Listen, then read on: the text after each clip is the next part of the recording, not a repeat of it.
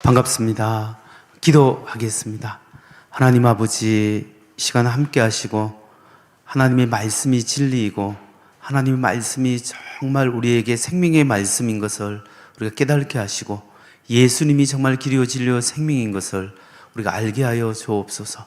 오늘 강의를 통해서 예수님이 실제로 존재했을 뿐만 아니라 생명의 말씀이 우리에게 그대로 예수님의 말씀이 전달되었다는 것을 깨달고 말씀을 읽고 하나님의 은혜를 경험하게 하여 주옵소서.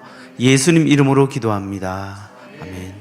반갑습니다. 오늘 여러분 함께 이렇게 만나게 돼서 반갑습니다. 오늘은 예수님은 신화가 아니라 실제 역사입니다. 우리가 어쩌면 당연한 말이지요. 당연한 말씀인데 그래도 이 시대가 굉장히 이런 것을 부인하고 예수님이 신하다, 또 역사 속에 실제로 존재하지 않은 인물이다, 이렇게 이야기하거든요. 그러니까 오늘은 우리가 하나님의 말씀이, 예수님의 말씀이 진리라는 것을 우리가 알고 있고 믿습니다만은 우리 그리스도인들에게는 다시 한번 확신을 주고 또 안 믿는 사람에게도 이것이 전달되어서 하나님의 말씀이 얼마나 진리인가, 또 예수님의 말씀이 우리에게 얼마나 그대로 잘 전달되었는가, 여기에 대해서 주변부터 시작해서 성경으로 이렇게 오는 방법으로 이렇게 해보려고 합니다. 그래서 먼저 일부는 예수님은 신화가 아니다라는 강의부터 하려고 합니다. 예수님은 신화인가? 라는 주제를 먼저 하고, 그 다음에 예수님의 실제 역사라는 사실을 두 번째 강의에서 같이 연속해서 진행하려고 합니다. 여러분, 현대인의 질문 중에 이런 질문을 많이 합니다. 어느 청년이 하나님을 제 눈에 좀 보여주세요. 그러면 믿겠습니다. 하나님을 보여달라고 합니다. 근데 하나님이 영이시거든요. 영은 보이지 않습니다. 여러분, 우리 마음이 보입니까? 우리의 생각이 보이지 않지 않습니까? 하나님은 다른 말로 표현하면 어쩌면 하나님은 거대한 마음이다. 하나님은 거대한 정말 전지전능하신 영입니다. 근데 영이 보이지 않습니다. 그렇기 때문에 목사님이 하는 말이 영적인 존재이기 때문에 눈으로 보여줄 수 없습니다 라고 이야기하죠. 그러면 그 청년이 그래도 한번 눈에 보여주세요 라고 이야기합니다. 여러분, 돌아다니는 지금 TV 전파나 라디오 전파를 눈에 보여달라고 하면 보여집니까? 안 보이죠. 이렇게 질적으로 존재 자체가 다르기 때문에 보여줄 수 없는데, 그래도 하나님께서 우리에게 사실 하나님이 자신의 모습을 보여준 적이 있어요. 그것도 한 번만 아니라 오랫동안 이렇게 보여준 적이 있죠. 그게 뭐냐면 그분이 바로 하나님의 그것이 언젠가 물어보면 바로 그게 하나님의 아들이신 예수님이 이 세상에 오신 거예요. 예수님은 실제로 이 세상에 오신 분이에요. 그래서 하나님이신 그분, 하나님의 아들이신 그분이 인간의 몸으로 육신을 입고 이 세상에 태어나셨다. 이걸 신학적으로 인카네이션이라고, 성육신이라고 하는데, 그래서 역사 속에 들어와 계셨다라는 것이 중요합니다. 그래서 우리가 히스토리, 역사를 그냥 우리말로 히스토리, 그분의 이야기, 예수님의 이야기로 우리는 그렇게 생각을 합니다. 그래서 진짜 예수님이 역사 속에서 태어나셨고 십자가를 지시고 죽으셨다라는 사실을 우리가 알고 믿는데, 진짜 역사 속에서 그러면 계신 것을 부인하는 사람이 있습니다. 근데 부인할 뿐만 아니라 예수님을 어떻게 생각하냐면 예수는 신하다 라고 주장하는 사람이 있죠. 이 사람이 바로, 이런 사람이 티모티 프리크하고 피터 겐디라는 사람인데, 2002년에 이분들의 책이 한국말로 번역돼서 The Jesus Mysterious, 이 책이 번역돼 가지고 많은 사람들이 읽혀졌습니다. 근데 내용은 뭐냐면 예수님은 역사적 인물이 아니라 고대 그리스, 로마, 이집트 신화에서 각색해서 이렇게 기독교 예수님을 만들었다. 그러니까 예수님은 사실상 허구의 인물인데 사람들이 실제화했다, 이런 이야기를 합니다. 그런데 이런 터무니없는 이야기를 믿는 사람이 있을 뿐만 아니라 이 이야기가 정말 많은 영향을 끼쳤습니다. 어떻게 끼쳤냐면, 전에 2008년에 SBS 대기획 신의 길 인간의 길이라는 여기 대기획 다큐멘터리가 있었는데요. 이 다큐멘터리의 제1부 예수는 신의 아들인가, 여기서 바로 예수는 신하이다라는 부분을 다루었습니다. 그래서 이제 많은 크리스찬들이 반발을 했는데요. 근데 이 프로그램을 만든 PD가 어떤 분이냐면 모태신앙이다. 전에 뉴스 엔조이하고 인터뷰할 때 나온 기사를 정확히 제가 봤는데 모태신앙이라고 이야기했습니다. 모태신앙이고 저희가 신의 길 인간의 길을 만든 이유가 바로 예수는 신하다라는 그 책을 읽고 너무 감동을 받아서 이것이야말로 진짜이기 때문에 한국 기독교에게 올바른 예수님을 알려줘야 되겠다. 그런 일종의 사명감을 가지고 이걸 프로그램을 만들었다고 이야기를 합니다. 그래서 그 PD는 그런 영향력을 받은 사람이죠. 그래서 이런 영향을 받았는데 그러면 예수는 신하다라는 그 책의 내용의 핵심 부분을 보면 이런 주장을 합니다. 그 책은 오시리스 디오니소스 신화에서 예수님을 빌려왔다. 이렇게 이야기하는데 그 오시리스 디오니소스는 오시리스 신화가 따로 있고 디오니소스 신화가 따로 있는데 그 두 개를 붙여가지고 이제 예수님이 여기서 뺏겨왔다라고 주장을 하죠. 그래서 그걸 읽어보면 그 책 내용에 보면 오시리스 디오니소스는 육체를 가진 신이며 구세주이고 하나님의 아들이다. 그녀의 아버지는 하나님이며 어머니는 인간 처녀 동정녀이다. 그는 12월 25일에 동굴이나 누추한 외양간에 태어났다. 그는 신도들에게 세례 의식을 통해 다시 태어날 기회를 준다. 그는 결혼식 잔치에서 물을 술로 바꾸는 기적을 행한다. 그가 나귀를 타고 입성할 때 사람들은 종려나무 가지를 흔들고 찬송하며 그를 맞이한다. 그는 세상 죄를 대신 지고 부활줄 무렵에 죽는다. 죽은 지 사흘 만에 부활해서 영광스럽게 하늘로 올라간다. 신도들은 최후의 날 심판자로 그가 다시 오기를 기다린다.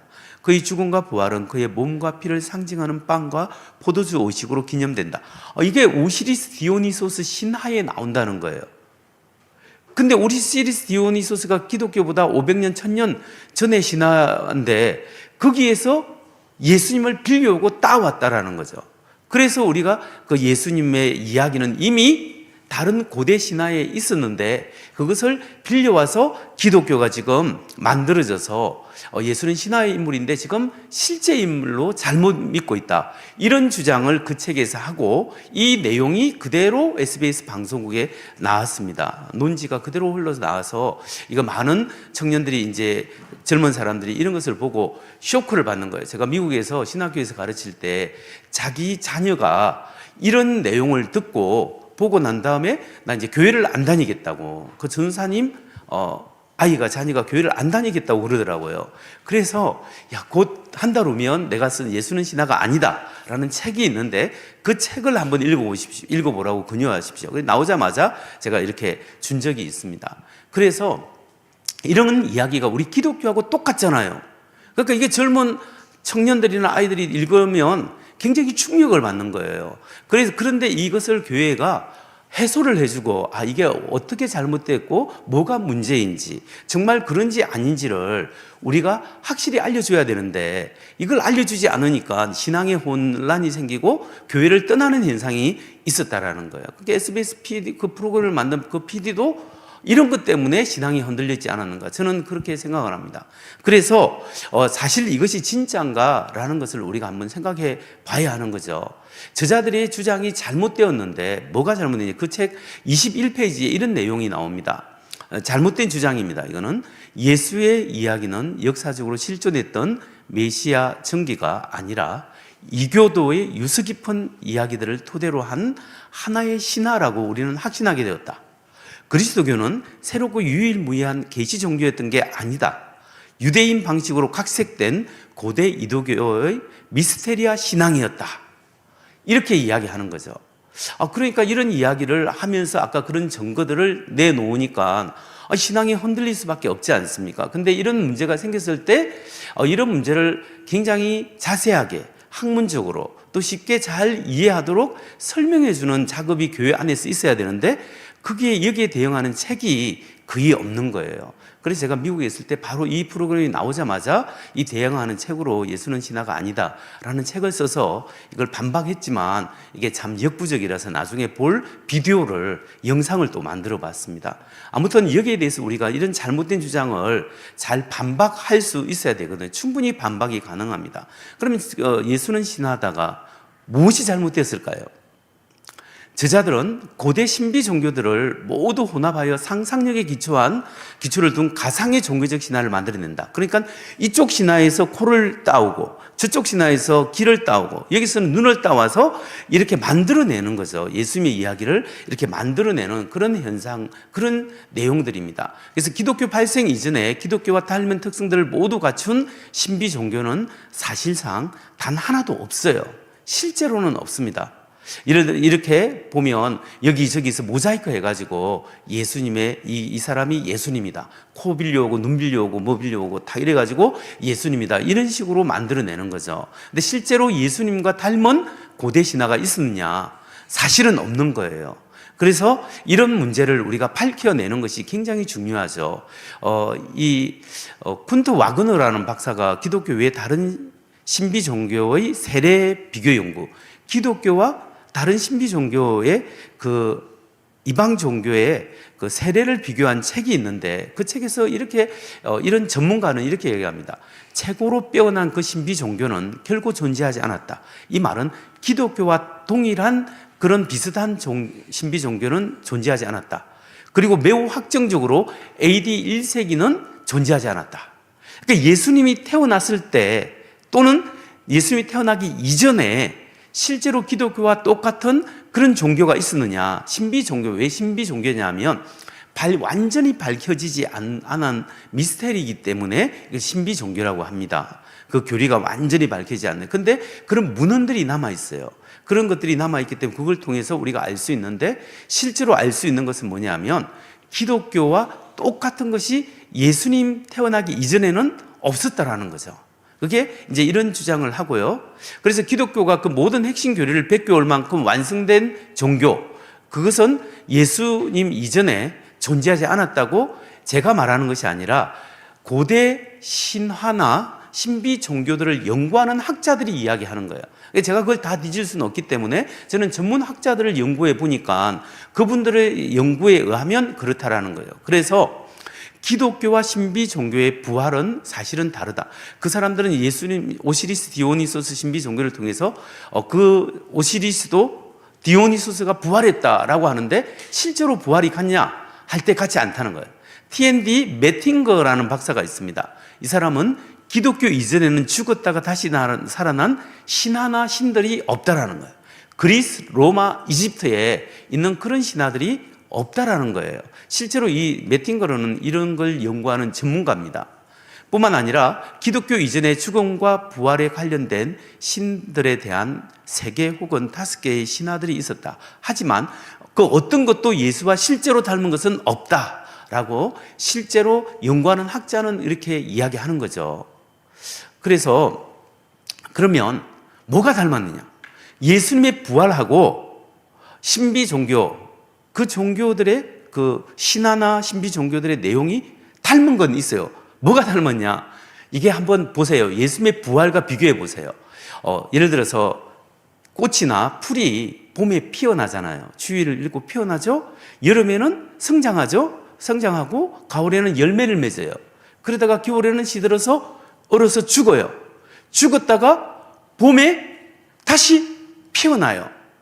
피어나서 또 여름에 성장했다가 가을에 죽고 겨울에 다시 죽고 봄에 다시 피어난다. 이것이 부활이라고 하는 거예요. 이게 뭐냐면 자연의 생장 주기를 지금 이야기하는 거잖아요.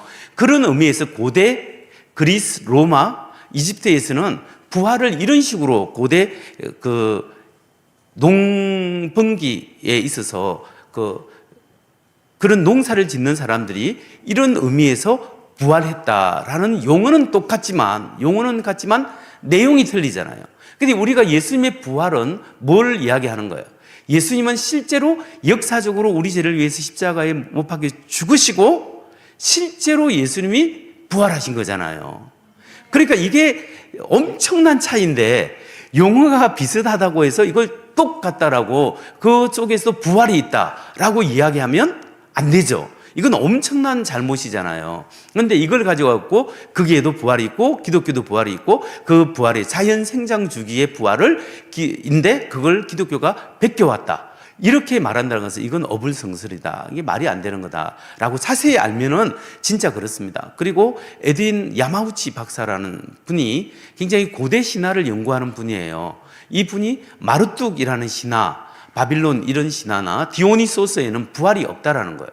이런 데는 부활이 없습니다. 그리고 에벌트 퍼거슨 박사는 디오니소스 신비 종교에는 실제적인 부활이 없었다. 또한 마르뚝 신화에는 죽음에 대한 분명한 고대 신화 기사가 없다. 따라서 당연히 부활에 관한 기사도 더욱 명확하지 않다. 그러니까 이렇게 부활의 디오니소스나 마르뚝 이런 신화에 이 죽고 부활하는 것이 사실 없어요. 없다라는 것은 제가 말하는 게 아니라 이 방면의 학자들이 이야기하고 있는 겁니다. 이 헬무트 캐스터라는 분이 있는데 굉장히 리버럴한 학자죠. 근데 하버드 대학의 신약학 교수였습니다.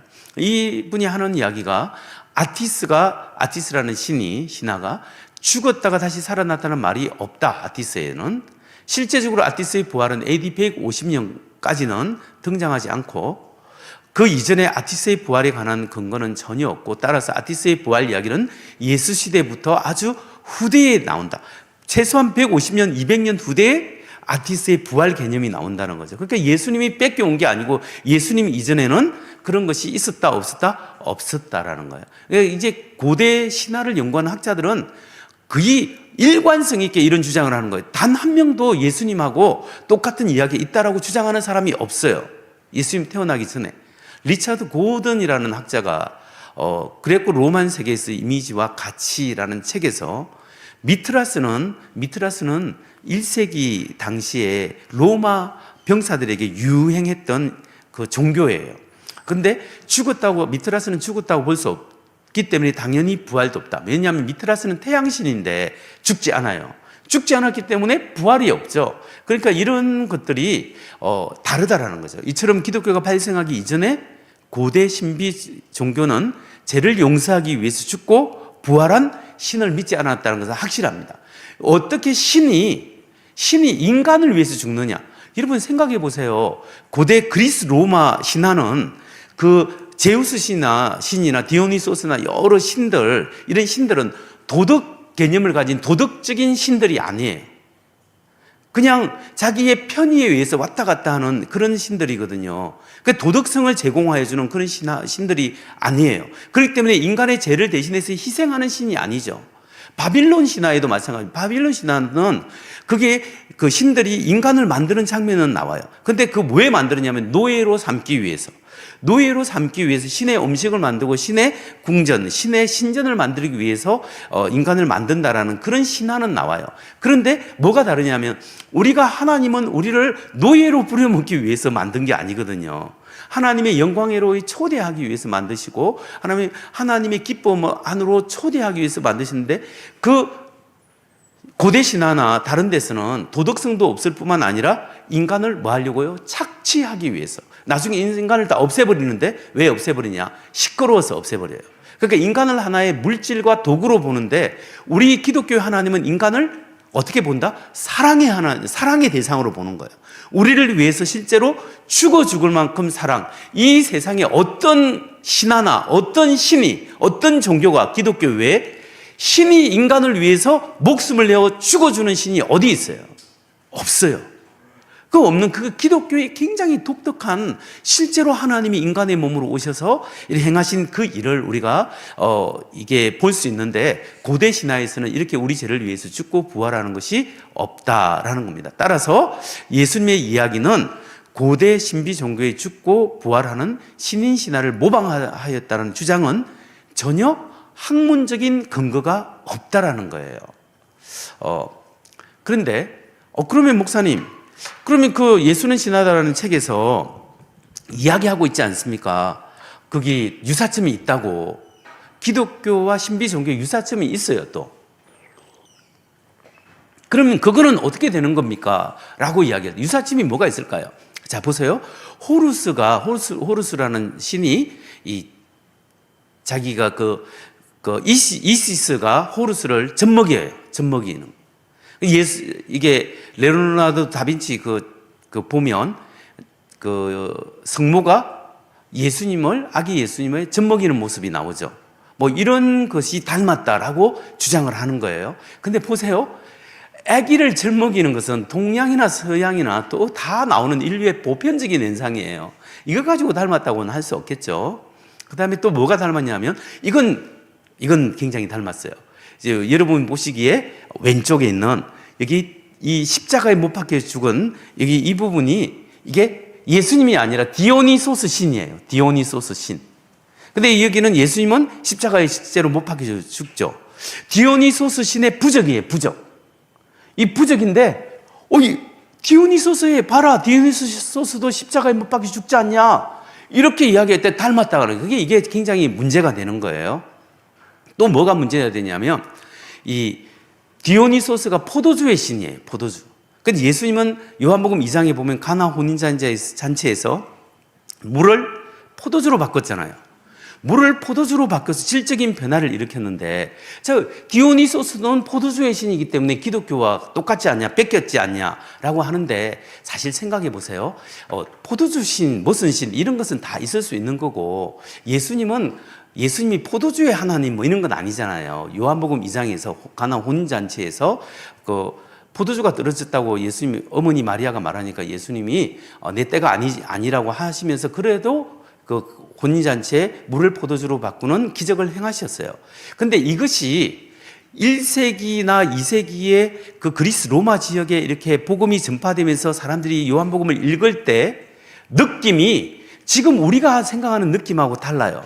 어떻게 느껴지냐면 이 디오니소스는 그리스, 로마, 이집트 그쪽 쭉 그 지중해 연안에 디오니소스 축제를 하는 기간이 있어요.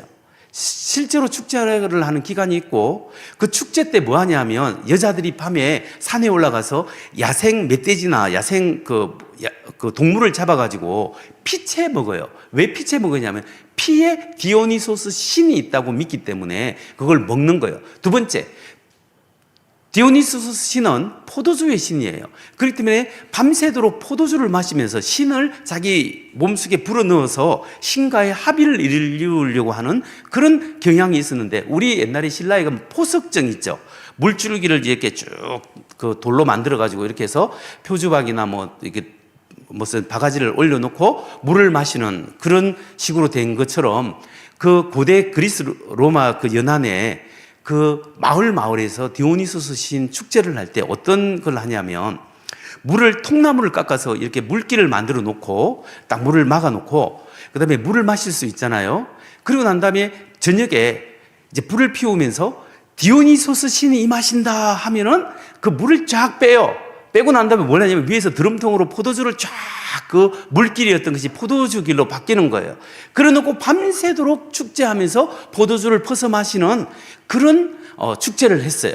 그런데 생각해 보세요. 자기들은 물을 빼고 포도주를 붓는 걸 다 아는 거예요.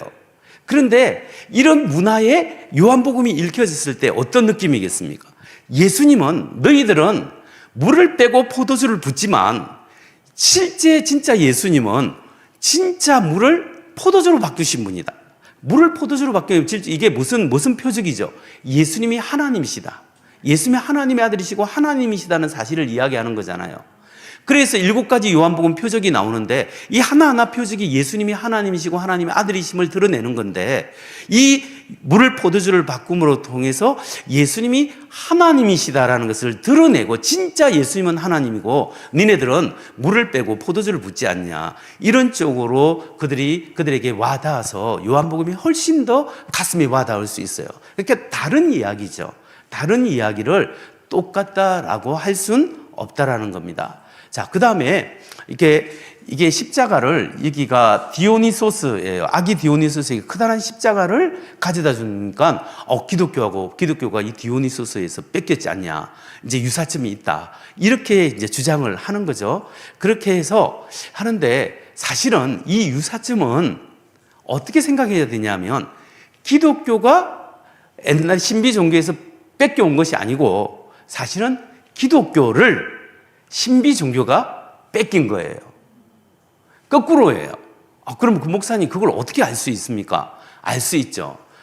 그래서 기독교는 처음부터 배타적이었다. 이 말은 나쁜 의미가 아니고 예수님 외에 구원이 없다 해서 다른 혼합 종교를 가져오지 않습니다. 근데 신비 종교는 처음부터 혼합 종교예요. 이게 토속 종교, 그 디오니소스 신을 이렇게 축제를 하는 방식도 마을마다 조금씩 다르기도 했고, 그 자기 마을에서 토속적으로 그 신을 섬길 때, 그때 저기서 좋은 거라면 가져오는 거예요. 여기서 인기가 있는 것을 하면 가져오는 거예요. 그래서 혼합해서 자기에게 좋은 거, 잘 팔리거나 좋은 거 있으면 그걸 실제로 그걸 가져오는, 뺏겨오는 경향이 있었습니다. 한 예로 여러 가지 예가 있지만 키빌레라는 신비 종교 종파가 있는데, 이런 황소의 피를 이렇게 웅덩이에 부어 놓는 거예요. 황소의 피를 이렇게 부어 놓고 그 안에 들어갔다 나오면 정결 예식, 사람이 깨끗해지는데 몇 년 동안, 20년 동안 정결해진다. 이게 이제 그들의 교리였어요. 20년마다 한 번씩 깨끗함을 얻기 위해서, 제사함이 아니고 깨끗함을 얻기 위해서 정결 예식, 유대인들이 손을 씻고 먹고 이런 것처럼 정결 예식으로 그런 게 있었어요. 그런데 기독교가 그 지역에 쭉 전파되면서 어떻게 돼요? 우리는 예수님의 피로 한 번 구원받으면 영원히 재용서함을 받는다. 이렇게 하니까 기독교는 한 번만 예수님의 피로 재사함을 받으면 영원히 재사함을 받는다던데, 그래서 이 사람들도 교리를 나중에 바뀌어요. 20년이 아니라 평생 정결함을 얻는다. 그러니까 그 문헌에 다 나와 있어요. 그런 내용이 다 나와 있어요. 그러니까 이게 우리 기독교가 복음이 전파되면서 다른 신비 종교가 기독교의 좋은 점을 가져오기 시작하는 것이 실제로 역사적인데, 언제부터 적극적으로 기독교를 모방했냐? AD 2세기 후반부터 3세기부터 이제 3세기까지 4세기 이렇게 신비 종교들은 기독교 신앙을 적극적으로 모방하기 시작합니다. 그래서 그 이전에는 닮은 것이 발견되지 않습니다. 그러니까 여기 보면 지금 여기가 예수님이 태어났다고 생각하면, 예수님 이전, 태어나기 이전에는 기독교와 닮은 신비 종교의 십자가의 죽음이나 부활이나 이런 것들이 동정녀 탄생이나 있었냐? 없었어요. 예수님 탄생한 있고 십자가에 죽고 부활한 이후에 신비 종교의 교리에 보면, 전에 이 종교는 1000년, 1500년 전부터 있었던 것이 있어요. 근데 그 이전의 교리에는 그런 게 전혀 없고, 기독교가 전파되고 200년, 300년이 흘렀을 때 같은 유사점이 드러나기 시작한다는 거예요. 그러니까 예수는 신하다, 그 책에서 지금 사용하는 것은 다 200년, 300년 이후에 나온 자료를 가지고 지금 사용하고 있는 거예요. 그래서 프리카 겐드가 이렇게 2, 3세기의 자료를 가지고 증거로 제시하고 있다. 그 이전에는 자료 증거가 있냐? 없다라는 거예요. 그래서 학자들이 이야기하는 거예요. 제 이야기하는 게 아니라, 지금 이거는 디오니소스 신이에요. 포도주 신이고 십자가에 못 박혀. 이거는 언제 나오냐? 3세기 이후에 나온 거예요. 이게 1세기 BC에 나온 게 아니고 3세기 이후에 나오기 시작합니다. 그리고 아까 저 봤던 대리석 석간인데 큰 십자가를 디오니소스 신에게 가져다 주는 것은 2, 3세기의 작품이에요. 그러니까 이 기독교 이전에 있던 작품이 아니다라는 것을 우리가 고고학적으로 다 알 수 있는 거예요. 그리고 이 포도주 신은 기독교와 닮은 점이 사실은 이름 빼고는 사실 내용은 다 다른 거니까 이거는 말할 것도 없고, 이런 유사점은 보편적인 현상입니다. 이시스라는 어머니 신이 호루스를 젖먹이는 것은, 성모 마리아가 젖을 먹이는, 성자를 젖을 먹이는 것은 이거는 어디든지 보편적으로 나오는 현상들이죠. 그래서 1세기 이전에는 미트라스 신비 종교와 기독교가 닮은 점은 없습니다. 또 기독교가 널리 퍼진 이후에 미트라스와 기독교의 닮은 점이 나타나기 시작하고, 따라서 AD 2세기, 3세기에 신비 종교들이 기독교 신앙을 모방했다고 보는 것이 매우 타당하다. 이것은 일반 학자들의 견해예요. 실제로 이것을 연구하는 학자들의 견해라는 사실입니다. 그래서 근데 이제 기독교가 4세기 이후에 기독교가 신비 종교를 모방한 것이 있습니다. 뭘 모방했을까요? 이게 크리스마스, 성탄절 같은 경우는 꼭 12월 25일이 예수님의 탄생일이라고 확실히 보장은 할 수 없어요. 이게 사실은 기독교가 공인되고 난 이후에 이제 로마의 이교도 축제를 기독교 세력이 이제 많은 사람이 예수 믿게 되니까 그 축제를 그냥 같은 날에 이렇게 예수님의 탄생일로 정해서 한 것은 사실 역사상 그 배경은 있습니다. 이렇게 말하면 목사님, 그럼 우리는 예수님의 성탄절을 지키지 말아야 된단 말입니까? 여러분, 우리는 12월 25일을 믿는 게 아니에요. 우리는 하나님의 아들이 인간의 몸으로 오신 것, 하나님의 아들이 인간의 몸으로 오신 성육신을 믿어요. 그건 성경이 명확하게 이야기해요. 근데 목사님, 그러면 예수님이 정확한 탄생일을 모르면 이게 문제가 되지 않습니까? 걱정하지 마세요. 부처님은 스카모니 시다라타 고타마 시다라타 그 부처님은 실제로 태어난 게 100년, 200년이 헷갈려요. 그게 6세기, 4세기 왔다 갔다 해요. 그러면 공자님 같은 경우도 1년이 왔다 갔다 해요. 실제로 생일이 언제 태어났는지. 고대 사람들 중에 정확하게 태어난 날짜를 아는 사람 누가 있어요? 고대 사람은 거의 없어요. 옛날 사람은 없어요. 그런데 태어난 건 맞잖아요. 왜냐하면 태어난 날을 증명할 수가, 객관적으로 그 날을 증명할 수가 없어요. 달력으로 그렇게 확정하기가 참 어려워. 근데 예수님은 태어난 게 뭐냐면은 헤롯 대왕이 통치하고 있을 때 예수님이 태어났잖아요. 이게 굉장히 정확한 기록이에요. 우리가 날짜는 정확하게 알 수 없지만 어느 무렵에 태어났다, 이거는 알 수 있는 거예요. 그래서 제가 12월 25일도 맞을 수도 있고, 어떤 사람은 1월 7일이라고도 하기도 하고, 어떤 사람은 2월 달이라고 하기도 하고 하는데, 제가 이게 꼭 맞다 틀리다 이 이야기가 아니라, 이것은 이방인의 축제를 같이 했다라는 것은 사실 역사적으로 근거 있는 이야기이기 때문에 우리는 12월 25일을 지키는 것이 아니라 크리스마스를 하나님이 인간의 몸으로 오셨다, 이걸 우리가 기억하고 정말 우리를 위해서 이 세상에 희생하기 위해서 오셨다, 이걸 우리가 하나님 앞에 감사하고 예수님의 탄생을 축하하는 그런 일은 실제로 우리가 이방 영향을 받은 것은 있습니다. 이것 때문에 믿음이 떨어지는 분 계시니까 모르겠는데, 실제로는 우리가 이게 날짜를 지키는 것이 아니라 예수님의 성육신이 중요하다, 이제 이렇게 이런 것도 있습니다. 왜냐하면 이런 것은 솔직하게 인정하면서 본질은 뭐냐면, 기독교가 시작될 때 기독교가 모방한 게 없다는 거예요. 왜냐하면 여기 이쪽이 빛이라면 어떤 신비 종교나 어떤 신화의 내용도 인간의 죄를 위해서 십자가에 죽고 부활하는 하나님의 아들의 내용에 대해서 없다라는 거예요. 단지 기독교가 전파되고 난 다음에 이게 생겨나더라, 이제 이런 것들을 우리가 생각하면서 예수님이 베낀 것이 아니다. 그래서 결론적으로 기독교 이전에 기독교 주요 교리를 모두 갖춘 고대 신비 종교는 단 한 개도 존재하지 않았다. 그리고 기독교 발생 이전에 죽었다가 3일 만에 다시 살아난 신들은 아무도 없어요. 그리고 기독교와 신비 종교의 유사점들은 신비 종교가 기독교가 확산된 이후에 기독교로부터 그 사람들이 모방한 거라는 거죠. 왜냐하면 왜 기독교가 이렇게 잘 복음이 전파될까? 거기서 막 뺏겨온 거예요. 그래서 이걸 거꾸로 이야기하면 이게 학문적인 학자들의 주장이 맞습니다. 그래서 우리가 이렇게 잘못된 이론들을 이렇게 좀 바로 잡아줄 필요가 있다라는 생각을 하면서, 신화는 역사적 정황 속에서 발생하지만 역사적 사실에 근거하지 않습니다. 그렇지만 우리 기독교는 처음부터 역사를 제시합니다. 그래서 예수님은 언제 태어났고, 헤롯 대왕 통치 때 태어났고, 무엇을 가르쳤고, 어떻게 죽고, 어떻게 부활했는지에 대한 역사적 정원이 있다는 거예요. 본디오 빌라도에게 고난을 받으사, 이게 언제 죽었다, 이게 태어난 시점과 아우구스투스가 다스릴 때, 이렇게 우리가 충분히 예수님이 태어난 그 시점을 우리가 알 수가 있는 거죠. 그래서 알 수 있고 돌아가신 시점도 우리가 알 수 있는, 이런 고대에 있던 역사적 인물은 거의 없습니다. 굉장히 우리 성경이 정확하죠. 제가 한 말을 영상으로 한번 만들어 봤는데 영상 한번 틀어주십시오. 한번 보겠습니다.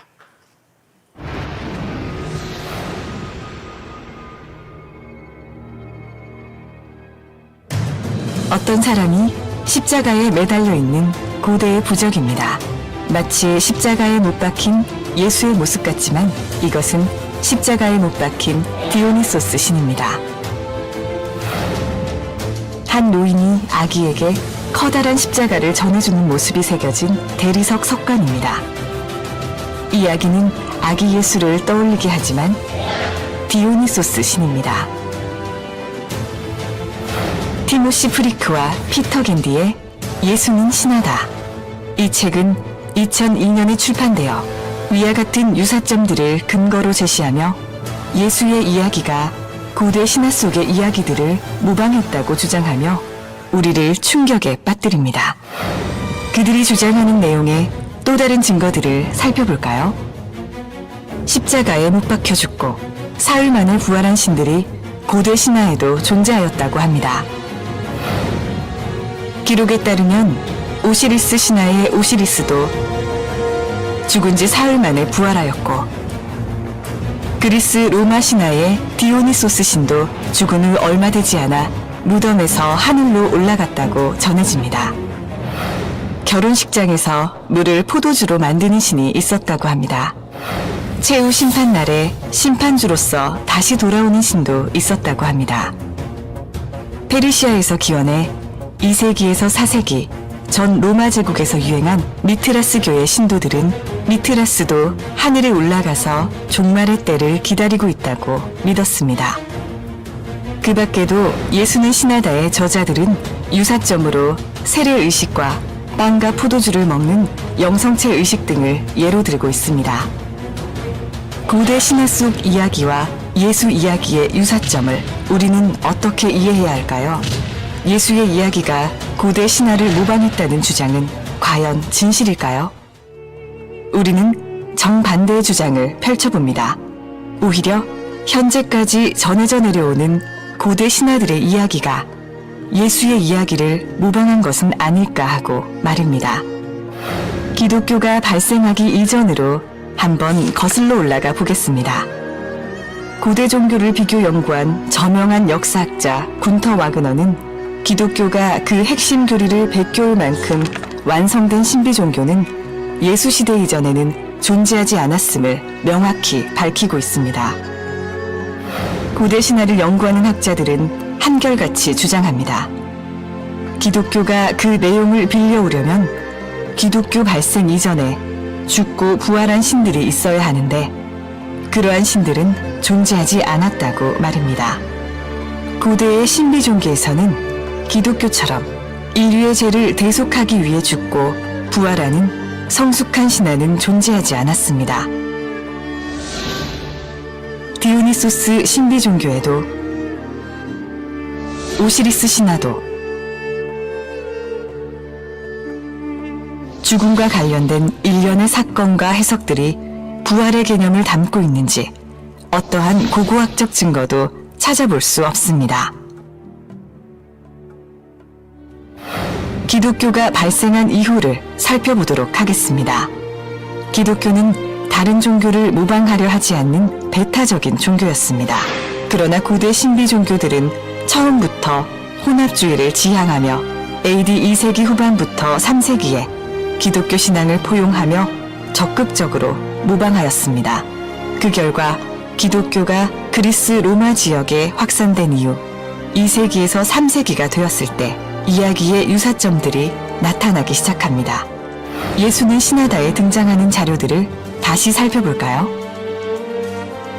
이것은 기원 후 3세기에 만들어진 것입니다. 이것은 기원 후 2세기에서 3세기 사이에 만들어진 것입니다. 처음부터 배타적이었던 기독교가 신비 종교를 모방한 것이 아니라 모방을 허용하는 신비 종교들이 기독교와 경쟁하면서 오히려 기독교를 모방하였다고 보는 것이 타당합니다. 신화는 민족의 기원과 인류의 역사를 이해하는 데 도움이 되지만 역사적 사실로 받아들여지지는 않습니다. 언제 어디서 어떻게 그 신화가 발생했는지 목격자도 정확한 역사적 설명도 없습니다. 그러나 기독교는 처음부터 역사를 제시합니다. 예수가 언제 어디서 태어나고 무엇을 가르쳤고 어떻게 죽고 부활했는가에 대한 역사적 증언과 설명을 제시합니다.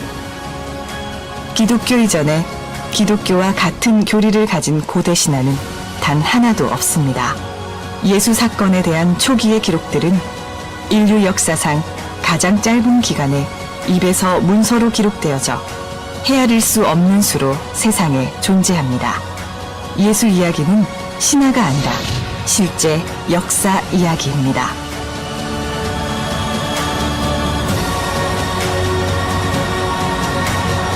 네, 감사합니다.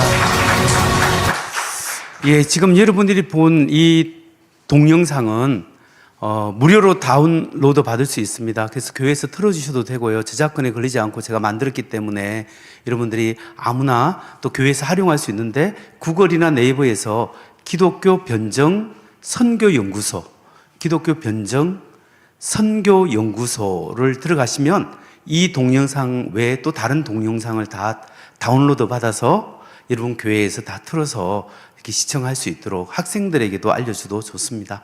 그렇게 이렇게 기독교 변정선교연구소에 하면 들어가시면 됩니다. 여러분 예수님 이전에 기독교 신앙과 동일한 어떤 고대 신화나 신비 종교도 존재하지 않았습니다. 그런데 세상은 이걸 우리가 예수 이야기가 고대 신비 종교에서 뺏겼다고 그렇게 가르치면서 신앙에 공격하고 있죠. 그래서 우리가 이런 점들을 좀 잘 알고 정확히 역사적 이해를 하는 것이 굉장히 중요하고, 초기 기독교에서는 예수님의 십자가 죽음과 부활이 중요했습니다. 그러니까 성탄절은 당연히 예수님이 계셨기 때문에, 이 세상에 계셨기 때문에 예수님이 육체로 오신 걸 부인하는 자마다 적 그리스도다 그렇게 했잖아요. 그렇게 당연히 예수님이 계셨고, 그렇기 때문에 십자가의 죽음과 부활이 굉장히 중요했다라는 것을 우리가 생각하면서, 그래서 예수님의 십자가 부활의 복음을 바울이 증거를 계속했습니다. 그런 의미에서 우리가 진짜 예수님을 믿고 있다라고 믿으면 되는데, 이제 좀 더 적극적으로 여러분에게 이제 예수님의 역사다라는 것에 대해서 말씀을 드리려고 합니다. 거꾸로 뒤로 좀 죄송합니다. 뒤로 좀 돌아가겠습니다. 예수님에 관한 기록 믿을 만한가? 그러니까 이제 우리가 예수님에 관한 기록이 우리가 이 신약 성경에 나오잖아요. 구약에서는 오실 메시아에 대한 예언이고, 신약에서는 오실 메시아의 사역과 교회 활동 편지들이, 서신서들이 하나님의 말씀들인데, 그러면 어떤 사람은 이렇게 이야기합니다. 그래, 예수님이 있었다 치자. 그러면 예수님에 관한 기록, 이 성경, 신약 성경, 특히 예수님의 이야기는 신약 성경이니까 마태, 마가, 누가, 요한복음을 나는 예수님의 이야기로 믿지 못하겠다. 예수님에 대해서 이걸 신뢰를 못하겠다라고 말하는 사람들이 있어요. 근데 이것이 굉장히 믿을만하다라는 것을 우리가 이야기할 수 있는데, 이게 하나님의 말씀이고 하나님의 말씀으로 믿는데, 우리가 이 성경책을 이상하게 생각하지 마시고 일반 역사책이다 생각을 한번 해보세요. 일반 역사책을 연구하는 방법으로도 연구하면 이 성경에 역사적 신뢰성이 있겠는가? 여러분, 엄청나게 있습니다. 우리는 당연히 하나님의 말씀인 것을 믿습니다. 그래요, 예수님의 말씀이 믿는데, 이걸 그러면 일반 사람들이 연구하는 방법으로 똑같은 잣대를 놓고 불경을 연구하고, 코란을 연구하고, 아니면 소크라테스 이야기를 연구하고, 고대에 살았던 모든 사람들의 이야기를 일렬로 쭉 같이 놓고 이걸 연구해 보잖아요. 공자님 이야기, 알렉산더 대왕의 이야기. 그런 역사를 해갖고 그럼 성경책이 역사적 신뢰성이 있는가? 지금 그걸 한번 이야기해 보자는 거예요. 엄청나게 있습니다. 그래서 저는 여러분과 함께 실제로 예수님이 존재했는가? 예수님이 실제로 존재했습니다. 그러면 예수님의 기록이 신뢰성이 있는가? 이를 통해서 우리가 얼마나 하나님이 인간적인 방법으로도 정확하게 우리에게 성경을 주셨는지 정말 알 수가 있는 거예요.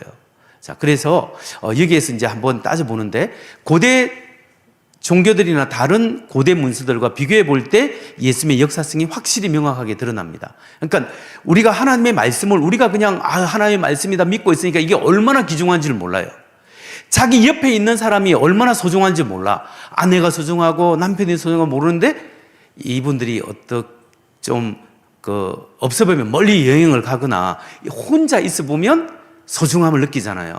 마찬가지로 이 성경 말씀이 정말 하나님 말씀인데 이게 얼마나 확실한가, 이걸 우리가 그냥 모르지만 다른 종교, 다른 고대 문서와 비교해 보면 이게 결코 하나님이 우리에게 허술하게 이것을 주지 않았다는 것을 알 수가 있어요. 그래서 고대 인물들의 역사 기록할 때 여러분, 옛날 사람들은 그 역사책으로 기록될 때 예수님의 이야기가 바로 예수님이 이야기하자마자 제자들이 받아 적은 거 아니에요. 공자님이 이야기하자마자 제자들이 바로 받아 적은 거 아니에요. 부처님, 고타마 시절에다 부처님이 말한 걸 불경에 그대로 받아 적은 거 아니에요. 코란도 마찬가지예요. 마호메트이 이야기하고 난 걸 그 제자들이 다 받아 적은 거 바로 아니에요. 옛날 사람들은, 그럼 소크라테스 이야기는요, 소크라테스나 플라톤이나 철학자 이야기도 입에서 입으로 배우지, 옛날 사람들은 다 암기예요. 배우는 것이. 입에서 입으로 전해져서 암기해서 다음 사람에게 전달돼서 후대에 일정 기간이 지나서 책으로 기록되는 거예요. 다 그렇게 해요.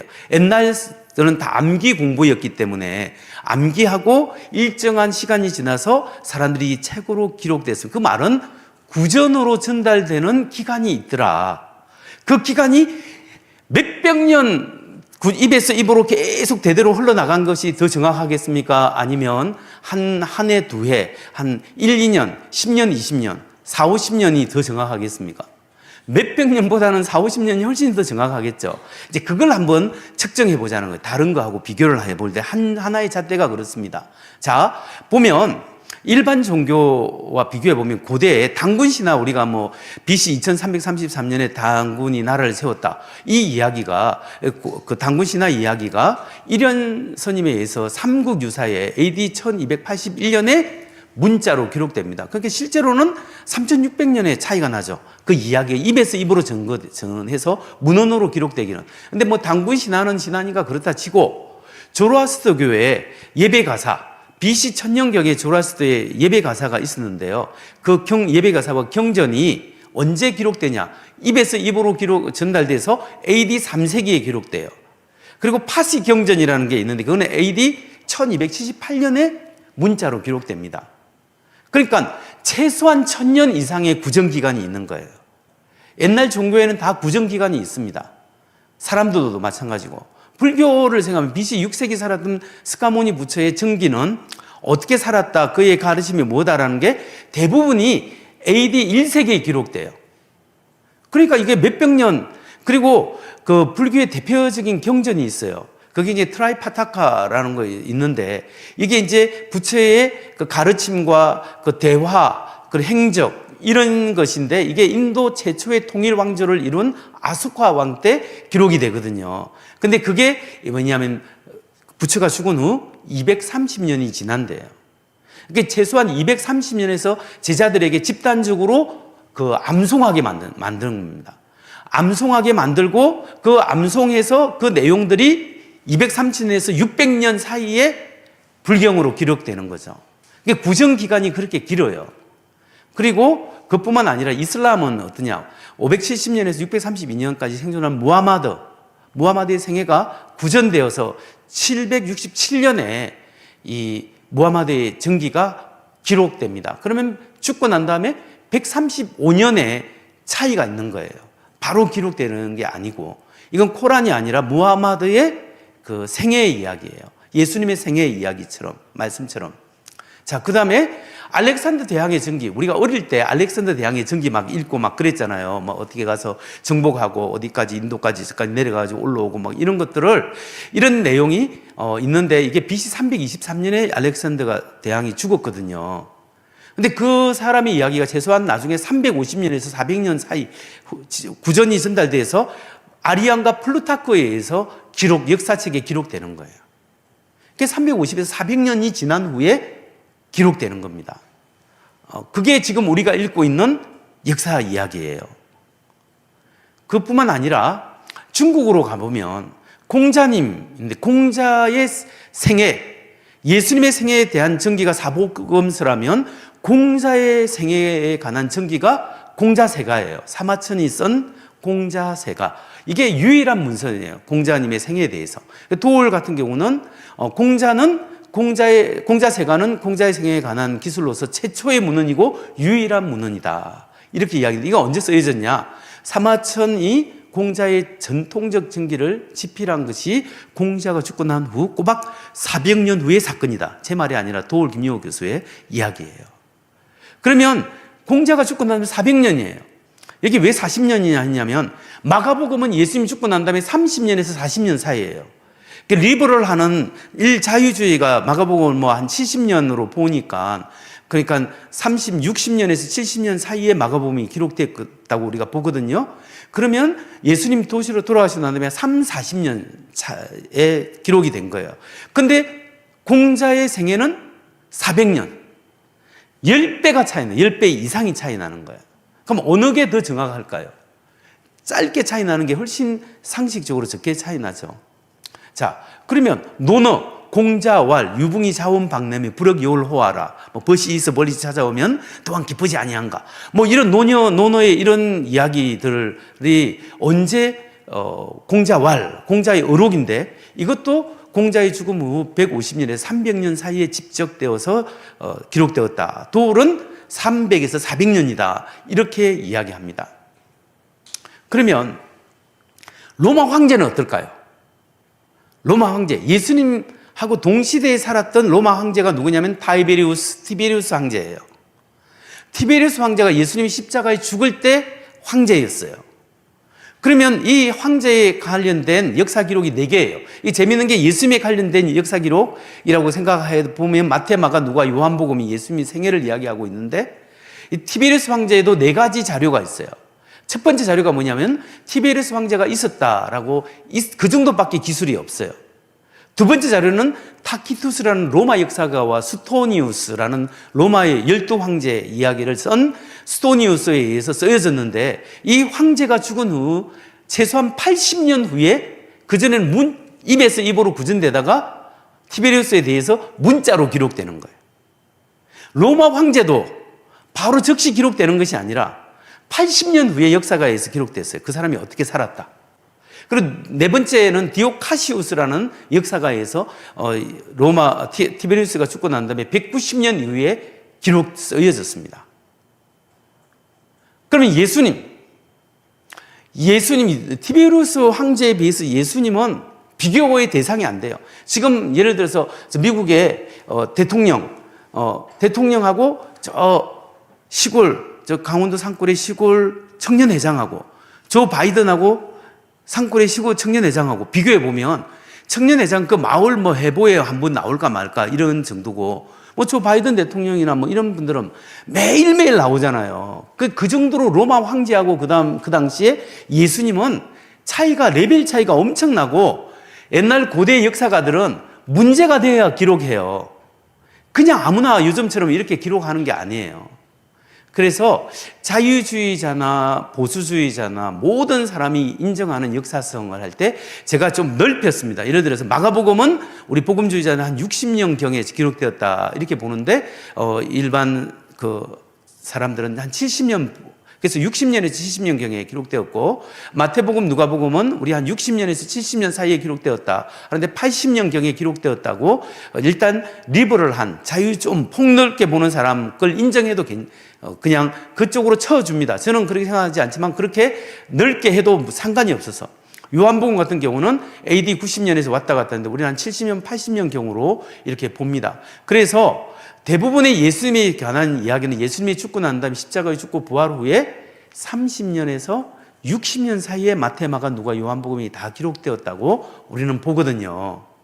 그러면 여러분 이렇게 볼 때 그뿐만 아니고 또 하나 바울의 기록은 바울이 서신서 있잖아요. 바울이 쓴 서신서, 하나님 영감을 받아서 쓴 서신서 같은 경우는 갈라디아서는 AD 한 48년경, 그럼 예수님의 십자가에 죽고 난 다음에 한 18년 후에 기록되었고, 데살로니가 전서는 AD 51년경, 고린도전서는 AD 55년경. 그럼 예수님 죽고 난 다음에 부활한 후에 한 25년 후에 기록되었다 할 때 18년에서 한 25년. 그런데 그거보다 더 앞서 된 기록이 있어요. 그게 뭐냐? 이때 이 기록을 한번 보겠습니다. 고린도전서 15장 3절에 7절 부활절에 잘 인용하는 말씀인데 한번 읽어보면 내가 전해받은 중요한 것을 여러분에게 전해드렸습니다. 새 번역으로 읽습니다. 그것은 곧 그리스도께서 성경대로 우리 죄를 위하여 죽으셨다는 것과 무덤에 묻혔다는 것과 성경대로 사흘째 되는 날에 살아나셨다는 것과 게바에게 나타나시고 다음에 12제자에게 나타나셨다고 하는 것입니다. 그 다음에 그리스도께서 한 번 500명이 넘는 형제 자매들에게 나타나셨는데 그 가운데 들은 세상을 떠났지만 대다수는 지금도 살아 있습니다. 자, 대다수는 지금도 살아요. 지금이 언제예요? 바울이 고린도전서를 쓸 때잖아요. 예수님의 부활의 증인이 예수님을 만난 사람이 12제자가 아니라 120명이 아니라 500명이 넘어요. 근데 500명이 넘는 사람들이 지금도 대다수에 살고 있는다. 그게 AD 55년경이 썼기 때문에 예수님이 죽고 부활 후에 25년 후에도 많은 사람이 예수의 부활을 보고 막 만났던 사람들이 대다수가 살아있는 거죠. 그 다음에 야고보에게 야고보가 누굽니까? 예수 형제 야고보인데 예수님의 형제 야고보는 예수님이 살아계실 때는 예수 안 믿었죠. 근데 부활한 예수를 만나고 난 다음에 예수를 믿은 거죠. 그 다음에 모든 사도들에게 나타나셨습니다.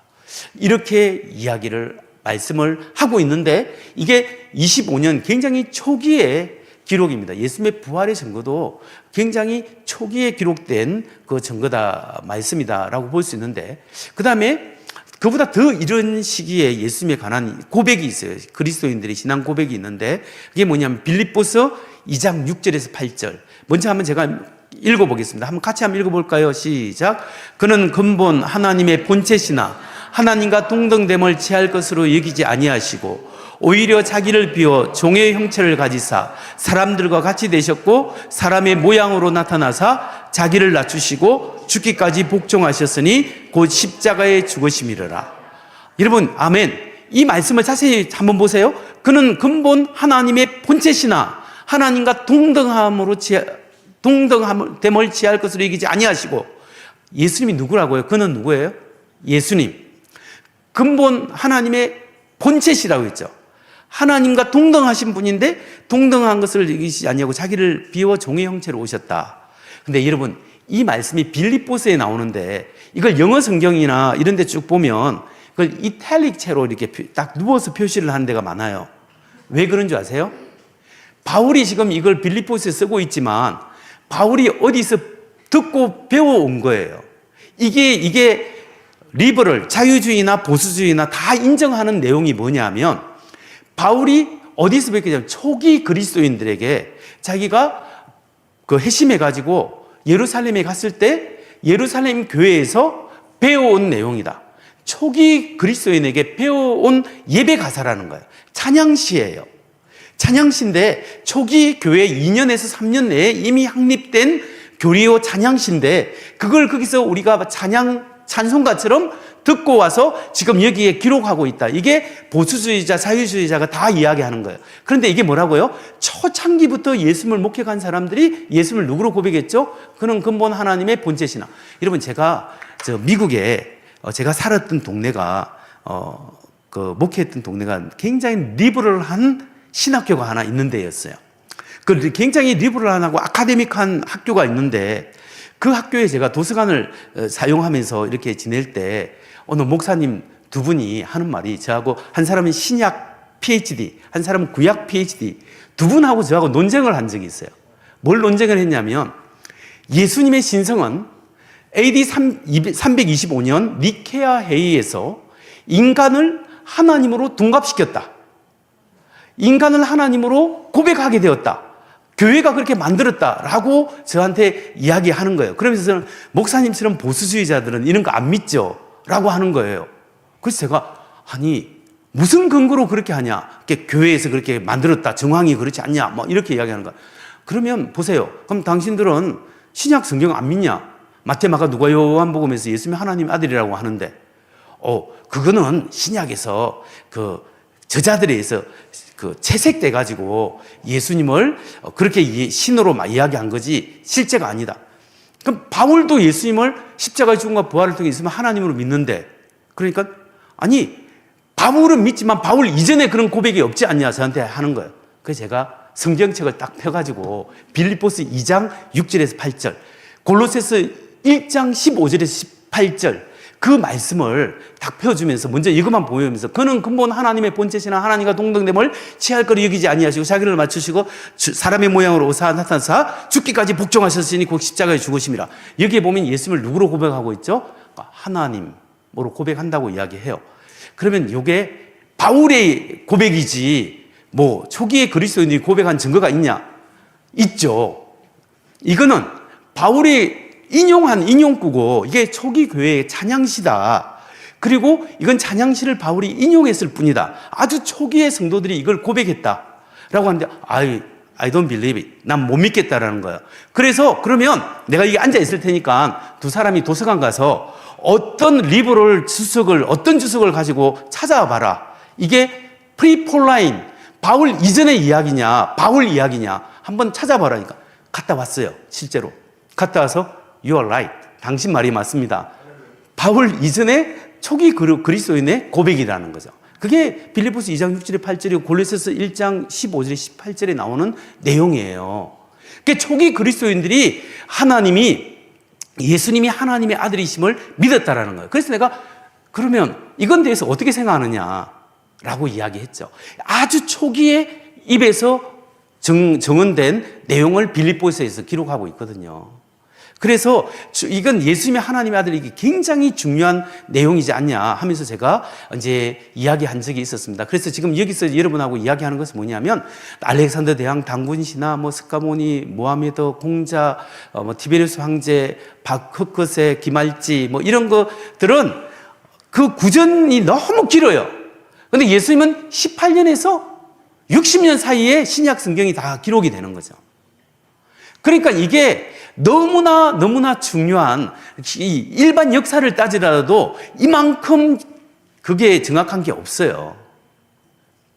그래서 고대 문서 중에 성경의 기록만큼 정확한 문서 기록은 없다라는 사실을 우리가 알아야 되고 고대 문서의 신뢰성을 판단하기 위한 기준이 입에서 구정 기간을 하나 따지고요. 4가지 기준인데 또 하나가 뭐냐면 이제 구정 기간에다 그다음에 원본과 필사본의 시간 간격이에요. 그러니까 예수님의 이야기를 이제 입에서 원본으로 적었잖아요. 근데 원본을 계속 지금까지 남아있는 원본은 단 하나도 없어요.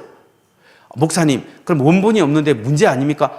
여러분, 소크라테스나 플라톤이나 공자님이나 뭐 노자나 그 어느 사람이 고대에 살았던 사람은 원본이 지금까지 보존되어 있는 게 하나도 없어요. 왜냐하면 썩어버리고 없어지니까. 하나도 없어요. 있으면 가져와요. 이 원본을 뺏겨 적잖아요. 파피루스나 양피지에 계속 뺏겨 적잖아요. 그게 필사본이라 해요. 그러면 이 뺏겨 적은 게 간격이 한두 개 뺏겨 적은 게 더 낫겠습니까? 100번째 뺏겨 적인 거가 더 낫겠습니까? 오류가 범할 확률이 한 몇 번만 뺏겨 적은 게 더 훨씬 낫겠죠? 그걸 본단 말이에요. 그리고 현재 보존되어 있는 필사본이 많은 게 좋을까요? 아니면 한두 개만 있는 게 좋을까요? 많은 게 좋은 이유가 뭘까요? 비교해 보면 얼마나 같으냐 다르냐를 편차를 볼 수 있겠죠. 많이 틀리지 않고 일치율이 높은 게 그대로 정확한 거 하겠죠. 그런 게 일반 역사에서 다 연구를 해요. 근데 그 자체로 지금 제가 이야기하는 거예요. 그걸 빨리 한번 보면 시저의 갈리아 전쟁은 가장 오래된 사본이 시저 시대보다 900년 후에 복사된 사본을 지금 갖고 있고 리비의 로마 역사서들이 있는데요. 가장 오래된 사본이 4세기 필사된 것이고 400년 후에 기록된 겁니다. 투키디데스라는 사람은 가장 오래된 사본이 900년, AD 900년 것이기 때문에 투키디데스 시대보다 역사가 이 사람보다 1300년 후에 기록된 거예요. 그 다음에 헤로도투스, 이 사람도 굉장히 유명한 사람인데 1300년 후에 기록된 거예요. 그래서 이제 FF 브루스라고 굉장히 유명한 신학자였지 않습니까? 이 사람이 오늘날 우리가 사용하는 그들의 역사서들이 원본보다 1300년 후대의 것이라고 해서 헤로도투스나 투키디데스의 저서들의 신뢰성을 의심하는 고전학자는 아무도 없다. 오래되었다고 해서 그것도 의심하지 않는다는, 일반 문서가 그렇다면 더 짧은 거는 어떠냐는 거죠. 신약 성경은요, 요한복음이 AD 90년, 80년에서 90년 사이에 기록됐다면 최고 오래된 사본이 AD 120년 사본이 있어요. 그건 실제로 말해서는 100년에서 150년 사이에 기록되었다라고 뺏겨 적어졌다는 거죠. 그러니까 실제로 원본과의 차이가 40년, 40년에서 50년 사이. 이건 굉장히 짧은 거예요. 그 다음에 사복음서 일부하고 사도행전이 포함되어 있는 3세기 사본이 있고, 바울의 8개 편지 가운데 많은 부분과 히브리서의 일부가 담겨져 있는 200년경도 있고, 그 다음에 현재 AD 350년경에 쓰여진 사본에는 신약 성경 전체가 기록되어 있는 사본이 있습니다. 이것은 최초의 원본과 필사본 사이가 300년 이내, 약 260년에서 300년 사이에 불과하다. 여러분, 이것이 얼마나 정확한지 여러분 잘 모르겠죠? 근데 이걸 다른 것하고 비교해 보면, 자, 보세요. 다른 데 보면, 여기 보면, 여러분, 잠시만요. 시즈, 리비, 플라톤, 타키투스, 헤로디투스, 스토니우스, 알리스토텔레스, 호모의 일리아드도 이 정도인데, 예수님의 기록은, 신약 성경은 굉장히 그 사본의 간격이 짧다라는 거예요. 원본과 사본 간격이. 성경이 굉장히 정확해요. 이렇게 나타나 있어요. 그 다음에 사본의 개수를 좀 보면, 시저의 갈리아 정쟁은 9건 또는 10건이 있습니다. 리비의 로마 역사는 20건 사본이 남아있고, 타키투스는 이게 20건이 남아있고, 투키디데스라는 책 사람도 8편의 원고가 지금 남아있고, 호모의 일리아드가 뭐냐면요, 이 헬라 사람들의 성경같이 많이 읽혀진 거예요. 그런데 사본이 지금 643개가 있어요. 굉장히 파퓰러하고 굉장히 많이 보편적으로 퍼져 있는 건데 643개의 사본이 남아있어요. 그럼 성경은 어떨까요? 신약 성경이 히라보로 된 것이 5,664개, 라틴어로는 10,000개, 그 외에 다른 나라는 8,000개, 대략 초기 사본들이 약 24,000개가 있어요. 24,000개. 사본, 이게 사본에 비교가 안 돼요. 그래서 이렇게 여기 한번 보세요. 호모의 일리아드가 643개는 우리는 24,000개. 이게 비교가 안 되는 거예요. 다른 거는 뭐 10개, 20개 뭐 이렇게밖에 안 되는데. 그러니까 이게 비교할 수 있게 가장 좋게 돼 있고요.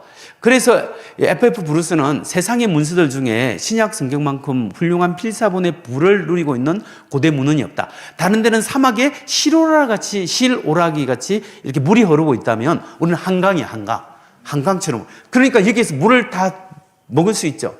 그 정도로 엄청나게 비교할 수 있는 자원이 많아요. 그뿐만 아니라 이제 마지막 검토는 뭐냐면 사본 간의 일치율, 편차인데요. 얼마나 고대 신약 성경은 고대 어떤 책보다 더 많은 사본을 가지고 있을 뿐만 아니라 다른 어떤 책보다 더 순수한 형태로 99.5%의 순수성을 가지고 보존되었다. 이게 호모의 일리아드하고 비교해 볼게요. 호모의 일리아드는 15,600행이에요. 편차가 5%가 차이가 나요. 5%. 성경은 더 길어요. 성경은 2만 행이에요. 신약 성경 2만 행인데 0.5%만 차이가 나요. 이게 엄청난 차이인데 그 엄청나게 24,000개 중에 많은 것 중에 차이가 0.5%밖에 안 난다. 목사님, 그래도 성경에 그래도 하나님 말씀인데 이게 차이가 나면 되겠습니까? 이런 질문이 생기죠. 이게 뭐죠? 우리하고 헬라하고 틀려서 그래요. 이게 여러분, 이 성경책을 여러분이 10번만 뺏겨진다고 하면 오류가 몇 개 생기니까 한 줄, 두 줄 가다가 4줄, 3줄 빼고 4줄로 넘어갈 수 있겠죠. 그런데 그 정도로 많이 차이가 안 나요. 굉장히 성경을 잘하는 사람들이 신중하게 하나님 말씀을 다루어서 어떤 차이냐 하면요. 헬라의 그 점이 하나 찍히냐 안 찍히냐 뭐 이런 차이인데 우리는 아버지가 집에 들어가신다. 아버지가 집에 들어가신다라는 문법 구조를 가졌다면 헬라어는 아버지가 가신다 집에 아버지가 가신다. 뭐 이런 순서를 다 바꿔도 말이 되거든요. 그런 것까지 다 포함해서 차이가 0.5%라는 거예요. 그러니까 굉장히 정확하게 기록했다라는 거예요. 그래서 비교해 보면 신약 성경은 99.5%가 일치율이 보이는데 호모의 일리아드는 95%고 노자 도덕경은 70에서 80%가 틀려요. 사본도 한 큰 거 3개밖에 없고 종류가. 그러니까 편차가 엄청 많이 차이 나요. 그래서 제 말이 아니라 브루스 메츠거라는 유명한 그 사본 학자가 하는 말이 신약 성경의 이러한 사소한 차이점은 사본들 사이에 약간의 차이점이 있을 뿐이며 일반적으로 보면 별로 중요한 차이가 아니라는 거예요. 교리를 바꿀 만큼 그런 중요한 차이 없이 이렇게 쓰여져 있었더라. 이제 이걸 이야기하는 거예요.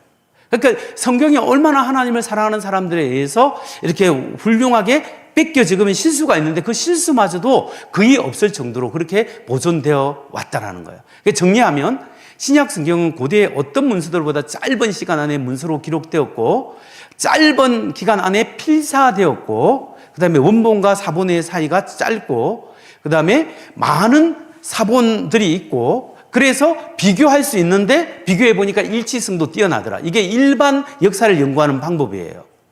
그래서 이렇게 볼 때 신약 성경은 가장 신뢰할 만한 역사성을 가진다 해도 과언이 아니다. 그래서 예수님에 대한 기록을 우리가 충분히 신뢰하고 예수님의 역사성을 부정한다면 이게 중요해요. 다른 고대 문서의 역사도 부정하는 거예요. 만일 여러분이 예수님이 이거 못 믿겠다 하면 다른 역사, 옛날에 기록한 역사는 어떻게 믿어? 이게 제일 정확한데. 그래서 우리가 이 예수님의 말씀은 그대로 우리에게 전달되었다. 이렇게 믿을 수 있는 겁니다. 자, 그래서 이것만 하고 이제 빨리 마치겠습니다. 비디오 한번 틀어주세요. 영상 한번 틀어주십시오. 마지막으로. 예수에 관한 기록, 역사적 신뢰성이 있는가?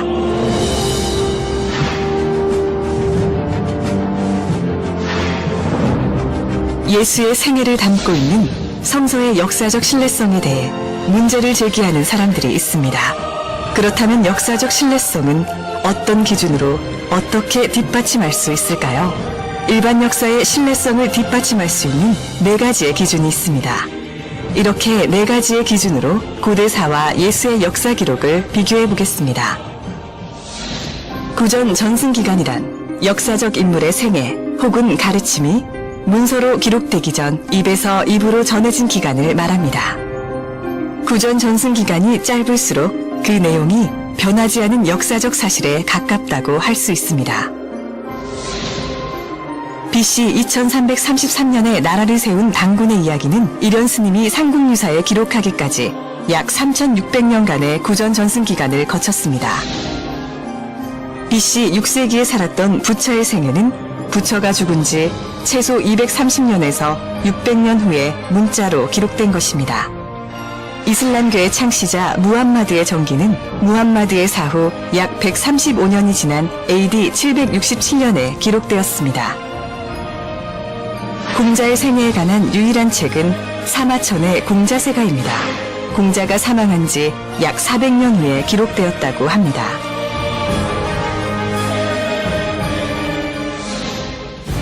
알렉산더 대왕의 기록은 그가 죽은 지 약 400년 후 아리안과 플루타크에 의해 쓰였습니다. 예수와 동시대에 살았던 로마 황제 티베리우스에 대한 기록의 구전 전승 기간은 얼마나 될까요? 황제에 관한 중요한 역사 기록들은 티베리우스 황제가 사망한 지 약 80년 후에 기록되었습니다. 당시 로마의 황제와 도저히 비교될 수 없는 이스라엘의 무명 청년 예수, 신약 성서에 나오는 예수의 생애와 가르침은 그가 죽은 후 약 30년에서 60년 사이, 그리고 예수에 관한 사도 바울의 가르침은 예수가 죽은 지 약 18년에서 35년 사이에 기록되었습니다. 고대 동서양의 역사적 인물에 대한 기록의 구전 전승 기간과 예수 이야기의 구전 전승 기간을 비교해보면 예수에 관한 역사적 기록이 가장 짧다는 것을 알 수 있습니다. 예수에 관한 기록은 구전 전승 기간이 짧은 만큼 높은 역사적 신뢰성을 지닌다고 할 수 있습니다. 원본과 필사본 사이의 시간 간격. 구전 전승 기간을 거친 후 기록된 고대 문서의 원본들은 일일이 손으로 베껴 적어 후대에 전해졌습니다. 이때 원본과 필사본 사이의 시간 간격이 적을수록 그 내용이 원본 그대로일 확률이 높아지게 됩니다.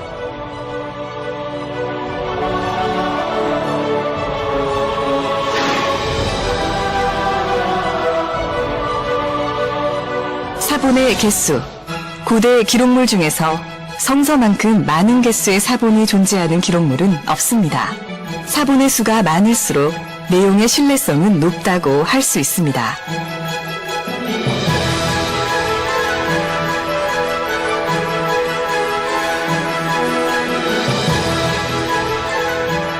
사본들 간 내용의 일치성.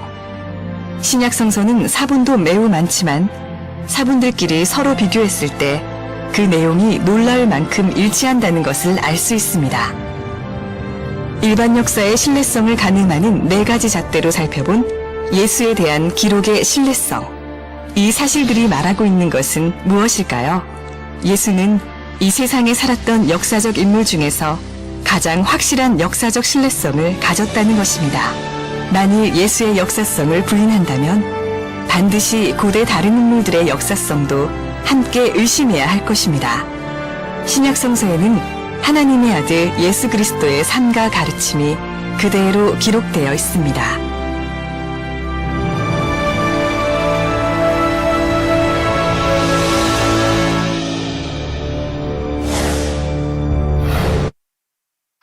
여러분 정리가 확 되시죠?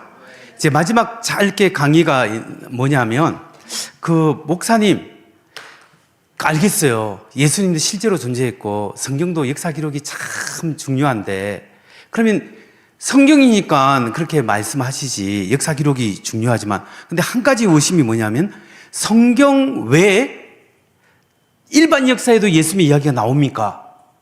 라는 질문이 옛날에 어느 신학 교수님이 성경에만 예수님의 이야기가 나오지 다른 데는 안 나온다라고 이야기를 하길래 제가 좀 기가 막혀 한 적이 있습니다. 여러분 부처님의 이야기는 불경에만 나와요. 공자님의 생애는 사마천의 공자 세가에만 나와요. 마호메트 이야기는 그 이슬람 문헌에만 나와요. 예수님의 이야기는 성경에도 나오고 일반 역사책에도 나와요. 이걸 우리가 좀 잘 알아야 돼요. 조금 빨리 진행하면 역사가 요세푸스 같은 경우는 굉장히 유대 출신으로서 유대 전쟁사로서 역사 신뢰성이 굉장히 뛰어난 사람입니다. 근데 이 사람이 고대사 3권 9장 1절에 보면 대지상 아나니아는 사내들인 공예를 소집한 후에 당시 그리스도라고 불린 예수의 형제 야고보와 어떤 사람들을 그들 앞에 데리고 왔습니다. 그리고 율법을 어겼다고 고소하고 돌로 쳐 죽이도록 그들을 넘겨주었습니다. 자 보세요. 그리스도라고 불린 예수의 형제 야고보. 이거는요, 그 예수라는 사람이 많았다고 하지만 그리스도라고 불린 예수의 형제 야고보가 나오기 때문에 이건 유대인 역사가가 예수 믿는 사람이 아니고 유대인 역사가가 예수님의 이야기를 적은 거잖아요. 일반 역사책에 나옵니다. 뿐만 아니라 그래서 이 에드윈 야마우치 박사는 요세푸스는 예수에 관한 중요한 정보를 확정해 주고 있어요. 즉 예수는 예루살렘 교회의 순교한 지도자라는 사실입니다. 그리고 몇몇 유대인 지도자들의 선동 때문에 빌라도의 결정 아래 십자가에서 못 박혀 죽음을 당했다는 사실에도 불구하고 광범위하게도 지속적으로 적인 추종자들을 가진 지혜로운 선생이라는 사실입니다.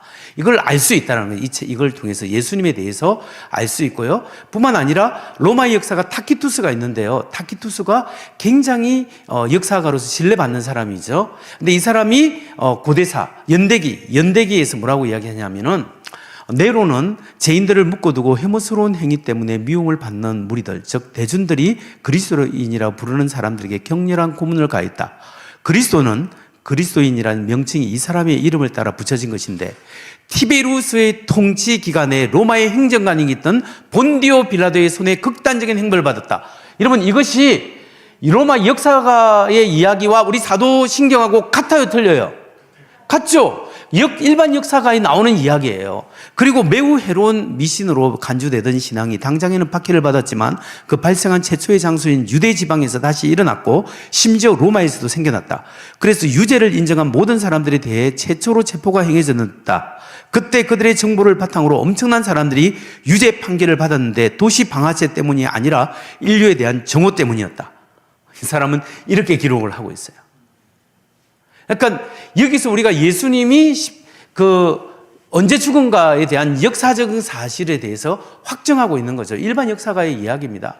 그리고 뿐만 아니라 로마의 지방 총독 영 플리니의 기록을 보면 나는 그들이 그리스도인인지 물어보았다. 그런데 그들이 인정하면 두 번, 세 번 똑같은 질문을 반복하면서 그들을 기다리는 것은 처벌뿐이라고 경고한다.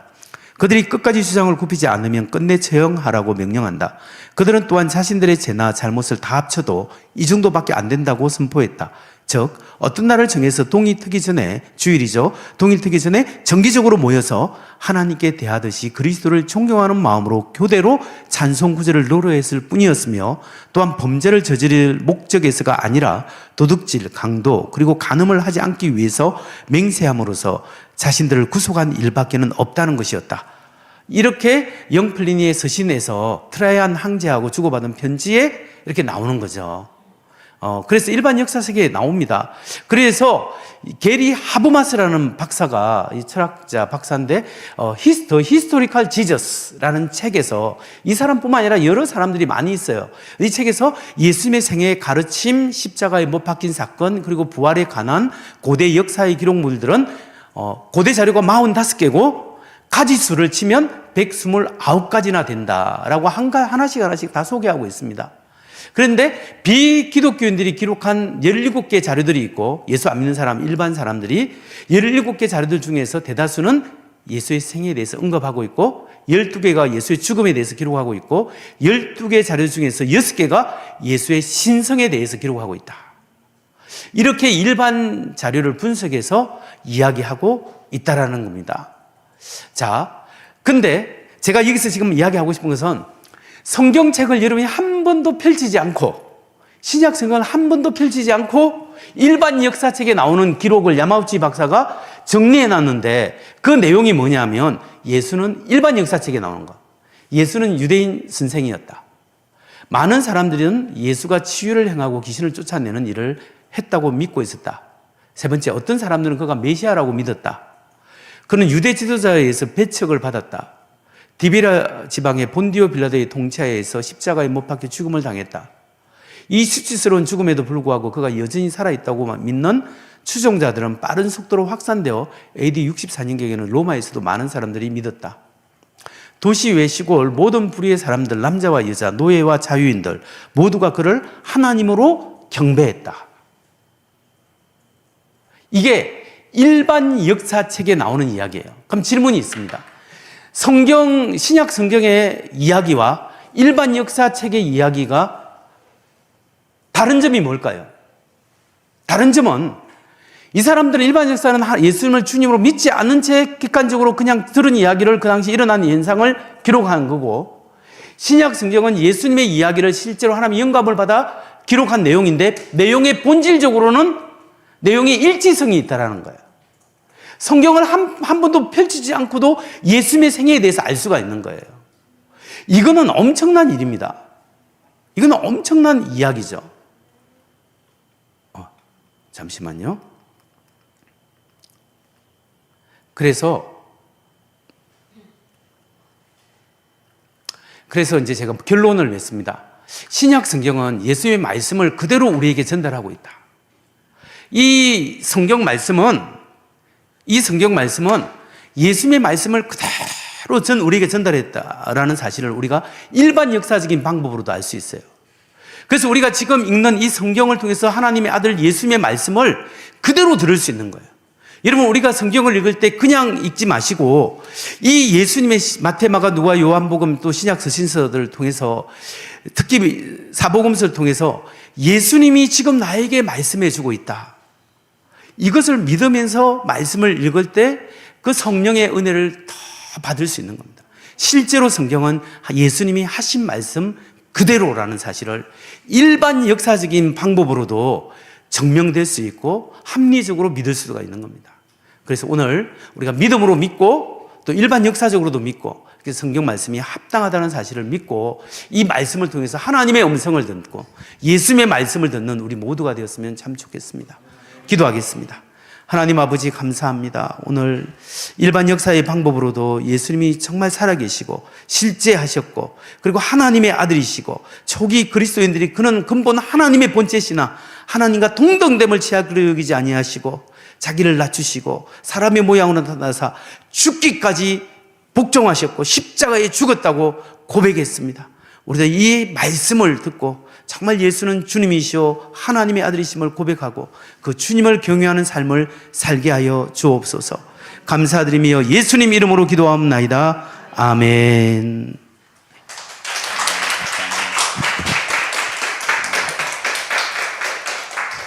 네, 오늘 우리 또 박영무 목사님께서 예수님이 신화인가라고 주장하는 교회 안팎의 주장들에 대해서 우리가 어떻게 반박할지에 대해서 아주 귀한 강의를 해주셨습니다.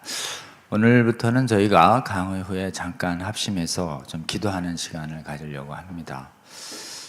먼저 좀 저희가 기도했으면 하는 게 있습니다. 하나는 오늘 우리 목사님 말씀해 주신 것처럼 세상에서 마치 기독교가 신비 종교를 베꼈다라고 이렇게 거짓된 주장을 하거나 또는 성경을 믿을 만한 책이 아니다라고 하면서 미혹하는 주장을 할 때 우리가 지금 박명룡 목사님처럼 연구해서 적극적으로 이렇게 반박하는 이런 활동을 하지 않으면 그럴듯하게 보이는 이런 주장들 때문에 믿음에서 떠나는 사람들이 많이 있을 수밖에 없다. 그래서 우리 박명룡 목사님 그리고 또 서문교회 또 한국변증연구소 기독교 변증 선교연구소 같은 데서 정말 고독하지만 이 믿음의 선한 싸움을 하나님께서 귀하게 하실 수 있도록 인도하셨구나 이런 생각을 저희들이 했습니다. 먼저 저희가 함께 기도했으면 좋겠습니다. 우리가 성경을 믿지 못하게 하는 숱한 거짓 이론들에 맞서서 싸우려고 하면 얼마나 많은 그런 그들의 거짓됨을 증명할 수 있는 정확한 정보도 있고 또 우리 성경책이 얼마나 믿을 만한 책인지에 대한 풍성한 증거를 얼마든지 또 찾을 수 있고 또 이걸 가지고 우리 믿음의 선한 싸움 했어야 하는데 하지 못했던 우리들과 또 우리 믿음의 선조들의 잘못을 우리가 고백하고 이제는 돌이키게 하여 주시옵소서.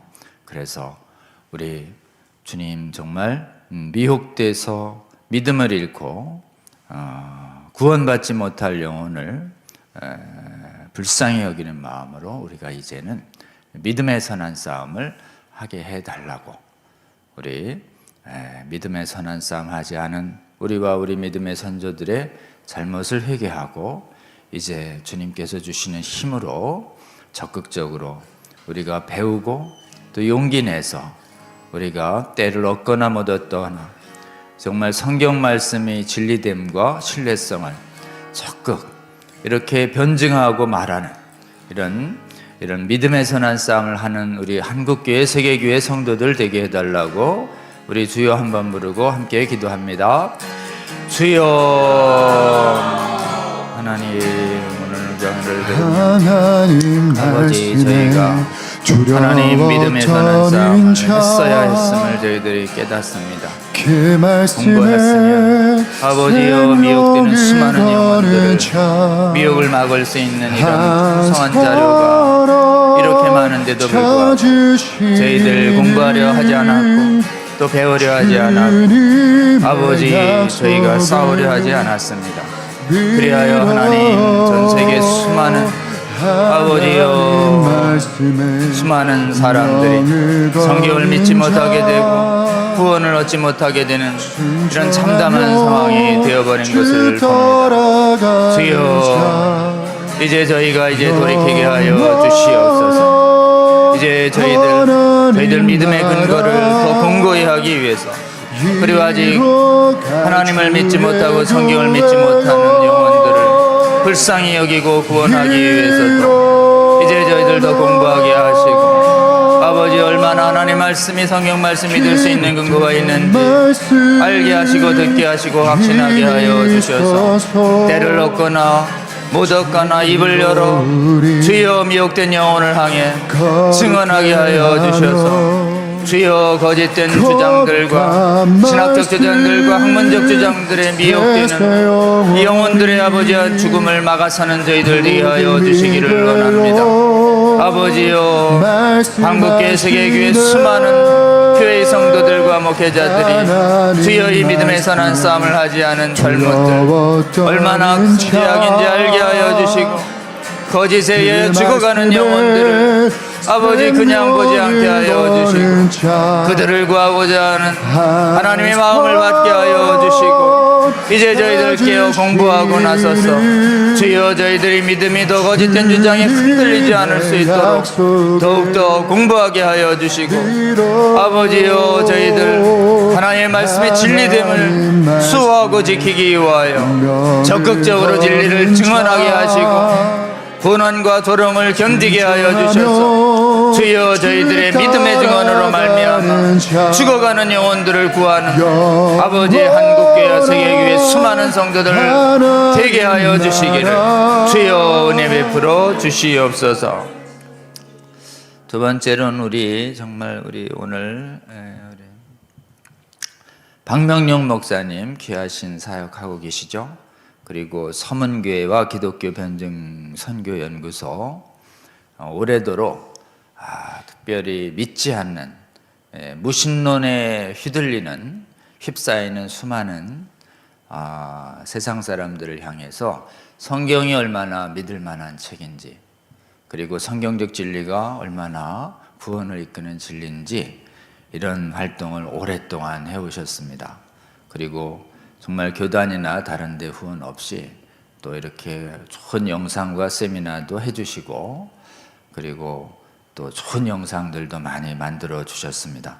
주께서 우리 기독교 변증 선교 연구소 사역과 또 이를 후원하는 서문교회 그리고 또 앞장서서 일 섬기고 계시는 우리 박명용 목사님 주께서 축복하시고 또 함께하여 주셔서 이 사역을 동참하는 목회자들과 교회들과 성도들이 더 많아지게 하여 주시고 또 한국교회와 세계교회 많은 목사님들과 신학생들이 본받아서 이 믿음의 선한 싸움 잘해서 정말 수많은 영혼들을 구하는 귀한 사역 감당할 수 있도록 특별히 우리 서문교회에 속한 이 성결교단은 역사적으로 한국교회에서 일부 교회가 자유주의화될 때 그 저항해서 성경의 모성을 굳게 잡고 기도하는 가운데 우리 하나님께서 1930년도에 큰 부흥을 주셨던 귀한 교단이고 마지막까지 신사참배에 저항하면서 일제에 의해서 해산당한 고통을 감수하면서도 신앙을 지켜온 귀한 교단입니다. 우리 성결교단 하나님께서 또 축복하시고 정말 한국교회 세계교회 귀한 믿음을 지켜가는 교단 되게 해달라고 우리 목사님 서문교회 기독교 변증 선교연구소 또 우리 성결교단 하나님께서 귀하게 성경의 신적 권위를 수호하는 이 마지막 시대 전쟁에 귀하게 사용하시고 그 교회 하나님께서 큰 축복 해달라고 우리 주여 한번 부르고 기도합니다. 주여 하나님께서 정말 귀한 우리 서문교회 귀한 성도님들 그리고 박명령 목사님 그리고 기독교 변증선교연구소 그리고 성결교단 이렇게 남겨주셔서 하나님 정말 대부분 외면하는 이 어려운 문제에 대해서 깨어나 연구하게 하시고 하나님 많은 영혼들을 구하기 위해서 이렇게 나서게 하시고 헌신하게 하시고 모범을 보이게 하시니 정말 감사합니다. 아버지 한국교회 수많은 교단과 교파들과 성도들 그리고 전 세계의 아버지 수많은 교파와 교단들 성도들 아버지 오늘 이 강의를 듣고 도전받게 하여 주시옵소서. 그리고 이렇게 성경의 진리됨을 증명하기 위해서 나서는 우리 서문교회와 아버지 그리고 성결교단과 기독교 선교변증연구소의 사역을 진심으로 아버지 위하여 축복하고 격려하고 함께하며 구원할 수 있게 하여 주시옵소서. 우리 목사님 본받아 수많은 목사들과 목회자들과 신학자들이 일어나 이 믿음의 선한 싸움을 하는데 함께 동역할 수 있게 하여 주시옵소서. 그리고 아버지 이러한 말씀의 신적 권위를 지키는 운동이 아버지 성결교단 전교회 확산되게 하여 주시고 다른 교파와 교단과 다른 나라의 교회에도 확산되게 하여 주셔서 주여 얼마나 하나님 우리에게 주어진 이 성경 말씀책이 인간의 눈으로 보더라도 가장 신뢰성이 높은 아버지의 책임을 알게 하여 주셔서 그들이 주눅들지 아니하고 성경을 믿지 못하게 하는 온갖 궤변과 거짓된 이론에 맞서 아버지여 담대하게 성경의 진리됨을 인간의 이성으로도 당당하게 증언하게 하여 주시고 주여 저희가 입을 열어 변증할 때 성령께서 역사하여 주셔서 그 영혼 깊은 곳을 아버지 중생화시켜 주셔서 아버지 성경 말씀이 절대 모인 하나님의 신적 권위를 가진 하나님의 말씀이 믿어지게 하는 놀라운 역사가 있게 하여 주시고 그리하여 구원을 위하여 귀하게 사용하여 주시옵소서. 하나님 감사합니다. 우리 성수협 사역 7회 강의 우리 귀하신 박명령 목사님 모시고 귀한 강의 듣게 하여 주시니 감사합니다. 하나님 이 강의가 널리 퍼져서 하나님 저희가 믿음의 선한 싸움을 할 수 있는 큰 용기와 격려를 얻는 힘을 이 강의를 통해서 얻게 하여 주시옵소서. 그리고 하나님 전 세계 수많은 교파와 교단들의 신학자들과 목사들 그리고 교회의 성도들이 하나님 정말 우리 박명령 목사님과 서문교회 그리고 기독교 변증 선교 연구소 선교회의 하나님 이 사역을 본받아 이 같은 사역을 힘있게 세계 각처에서 일어날 수 있도록 주께서 역사하여 주시옵소서.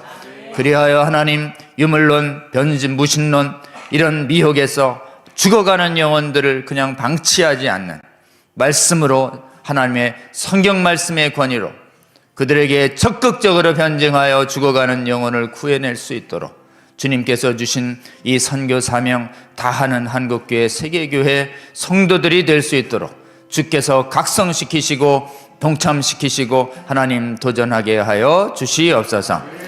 그리고 하나님 정말 이 사역에 헌신하는 우리 목사님과 서문교회 그리고 선교연구소의 사역 위에도 계속 기름 부어주시고 함께하여 주셔서 하나님 정말 그 사역에 수많은 선한 열매가 맺을 수 있도록 주께서 동행하여 주시옵소서. 예수님 이름으로 기도합니다. 아멘. 오늘 저는 좀 마지막 광고를 몇 가지 하고 오늘 일정을 마치려고 합니다. 첫 번째는요, 우리가 성수협 강론 공유운동을 좀 하려고 합니다. 여러분 우리 성수협 사이트하고 그 다음에 그 홈페이지 커뮤니티 채널에 저희가 성수협 강론 공유운동을 자세히 좀 안내해 놓겠습니다. 취지는 아까 말씀드린 것처럼 우리 성수협에서 제공된 이 강의가 전국과 전 세계 교회 유튜브 채널이 많이 있습니다.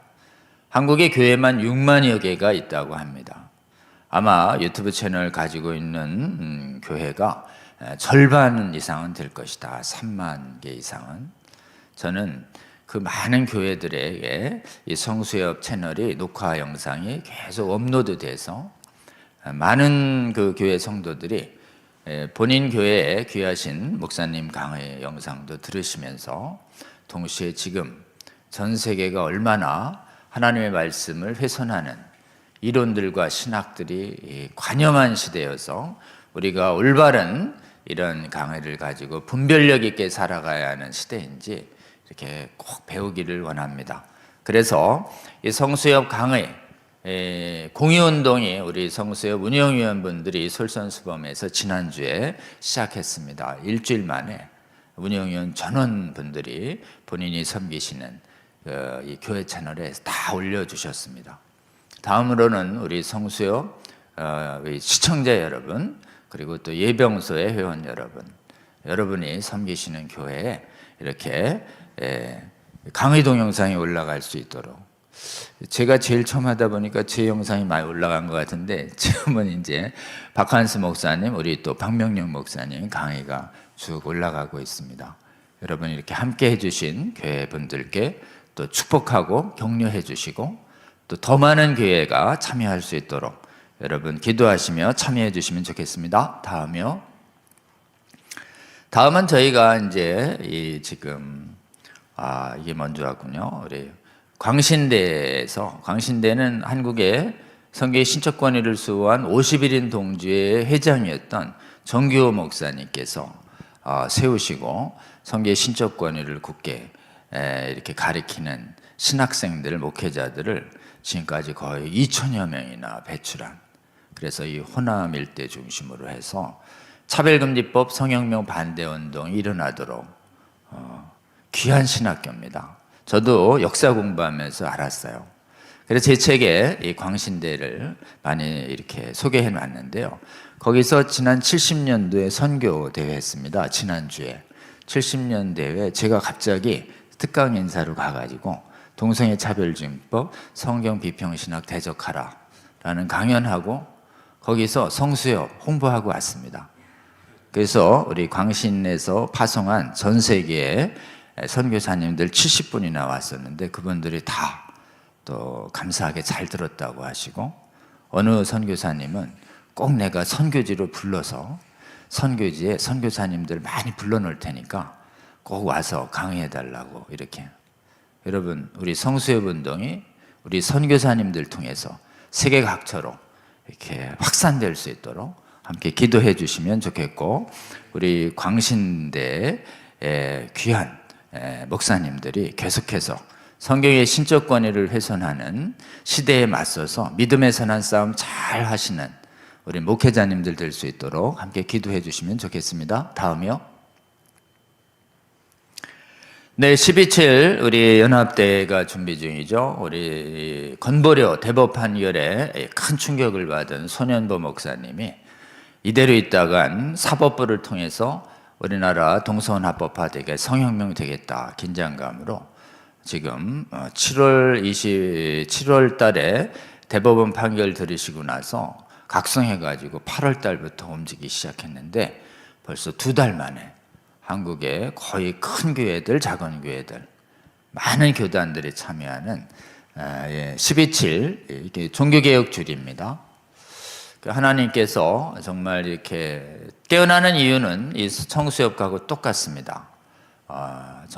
차별금지법 성혁명 문제 적극적으로 교회가 깨어나서 막지 않으면 우리 미래 세대를 못 막고 교회의 신앙의 자유를 지킬 수 없다. 이래서 굉장히 빠른 시간 안에 기적적으로 모이고 있는 집회입니다.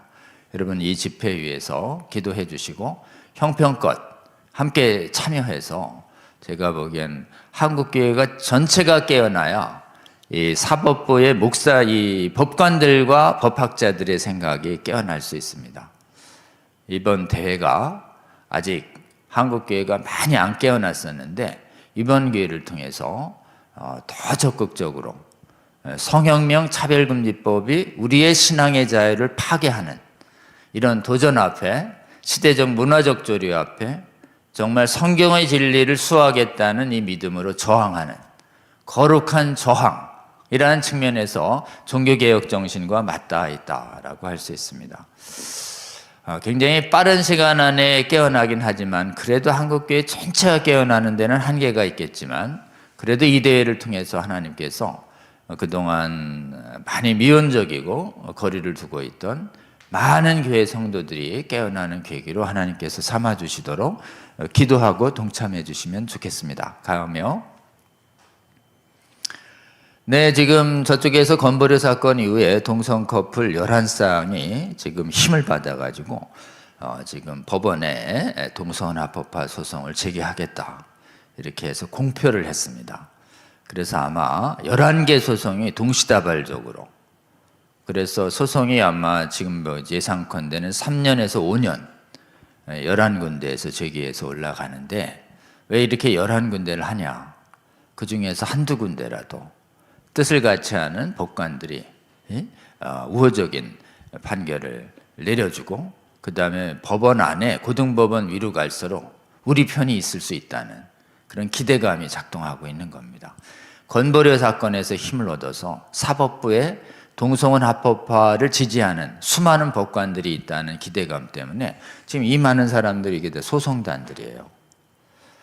제가 개인적으로는 2015년도에 동성혼 소송, 김조광수 소송 막는 일 갑자기 부름받아가지고 그 소송은 단 한 건이었는데 2년 만에 막았는데 지금 10년 만에 11개가 됐습니다. 그래서 복음법률가회에서 긴급 대책회의를 가졌습니다. 다음이요. 그래서 복음법률가회가 긴급적으로 대책회의를 가지고 우리도 11개의 변호인단을 구성을 하고 또 수많은 장기전이 필요합니다. 또 수많은 학자들의 논문들이 또 지원 사격에 나서야 되고 또 수많은 교회들이 또 탄원서를 내주고 각성하지 않으면 이 총력전입니다. 총력전.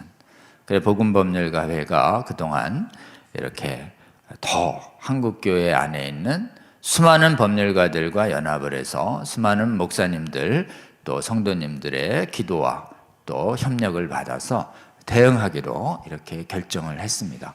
여러분, 이 전쟁이 앞으로 적어도 3년에서 5년 계속될 텐데 이 전쟁 여러분의 기도와 또 하나님께서 은혜 주셔서 단 한 건도 우리가 뚫리지 않을 수 있도록 여러분 기도해 주시며 우리 복음법률가회 위에서도 여러분 계속 기도해 주시고 협력해 주시면 좋겠습니다. 다음이요. 저희 이제 우리 하원산 우리 성수협을 위해서 우리가 매주 하나님께서 정말 이렇게 은혜 주셔야 성경의 신적 권위를 훼손하는 이런 거짓 신학과 거짓 학문들에 대항해서 믿음의 선한 싸움을 하는 용사들이 되는 것은 말씀으로 무장시켜 주시고 성령으로 큰 각성 주지 않으면 아무도 이 전쟁에 나설 수가 없습니다. 그래서 우리는 하나님이 먼저 하나님의 나라를 위해서 기도하라는 그 말씀이 오늘날 교회가 하나님 나라가 되게 해야 한다고 하는 기도를 우리가 받았습니다. 믿음으로. 전 세계에 교회에 임하는 하나님의 나라가 성도들이 성경에 대한 믿음의 실종으로 굉장히 약해지고 사라졌습니다. 그래서 무엇보다도 우리 주님이 가장 안타까워하는 것이 교회에 하나님 나라가 임하는 것이 성경에 대한 믿음 훼손으로 거의 처참하게 무너진, 그래서 이 시대에 가장 우리 주님께서 바라시고 있는 기도가 바로 하나님 나라를 구하는 이런 기도자들을 우리 하나님께서 찾고 계신다고 우리가 굳게 믿습니다. 그래서 저희 매주 목요일 8시에서 9시까지 스트리밍으로 이렇게 함께하고 또 1시간은 각자 모여서 예수님이 가장 많이 하신 저희 산기도 같이 합니다. 형편이 되시는 분들은 청계산으로 오시고 또 각처에서 기도하실 분들은 유튜브를 보시면서 집에서도 하셔도 되고 또 근처에서 기도팀 만들어서 하나님 나라를 구하는 산기도 운동이 언약 산기도 운동이 지금 한국에서도 많이 퍼지고 또 세계에서도 함께 합심해서 기도한다면 우리 성수협 사역이 한국과 세계에 하나님께서 정말 많은 교회들을 깨워서 수많은 영혼을 귀하는데 귀하게 사용해 주실 거라고 믿습니다.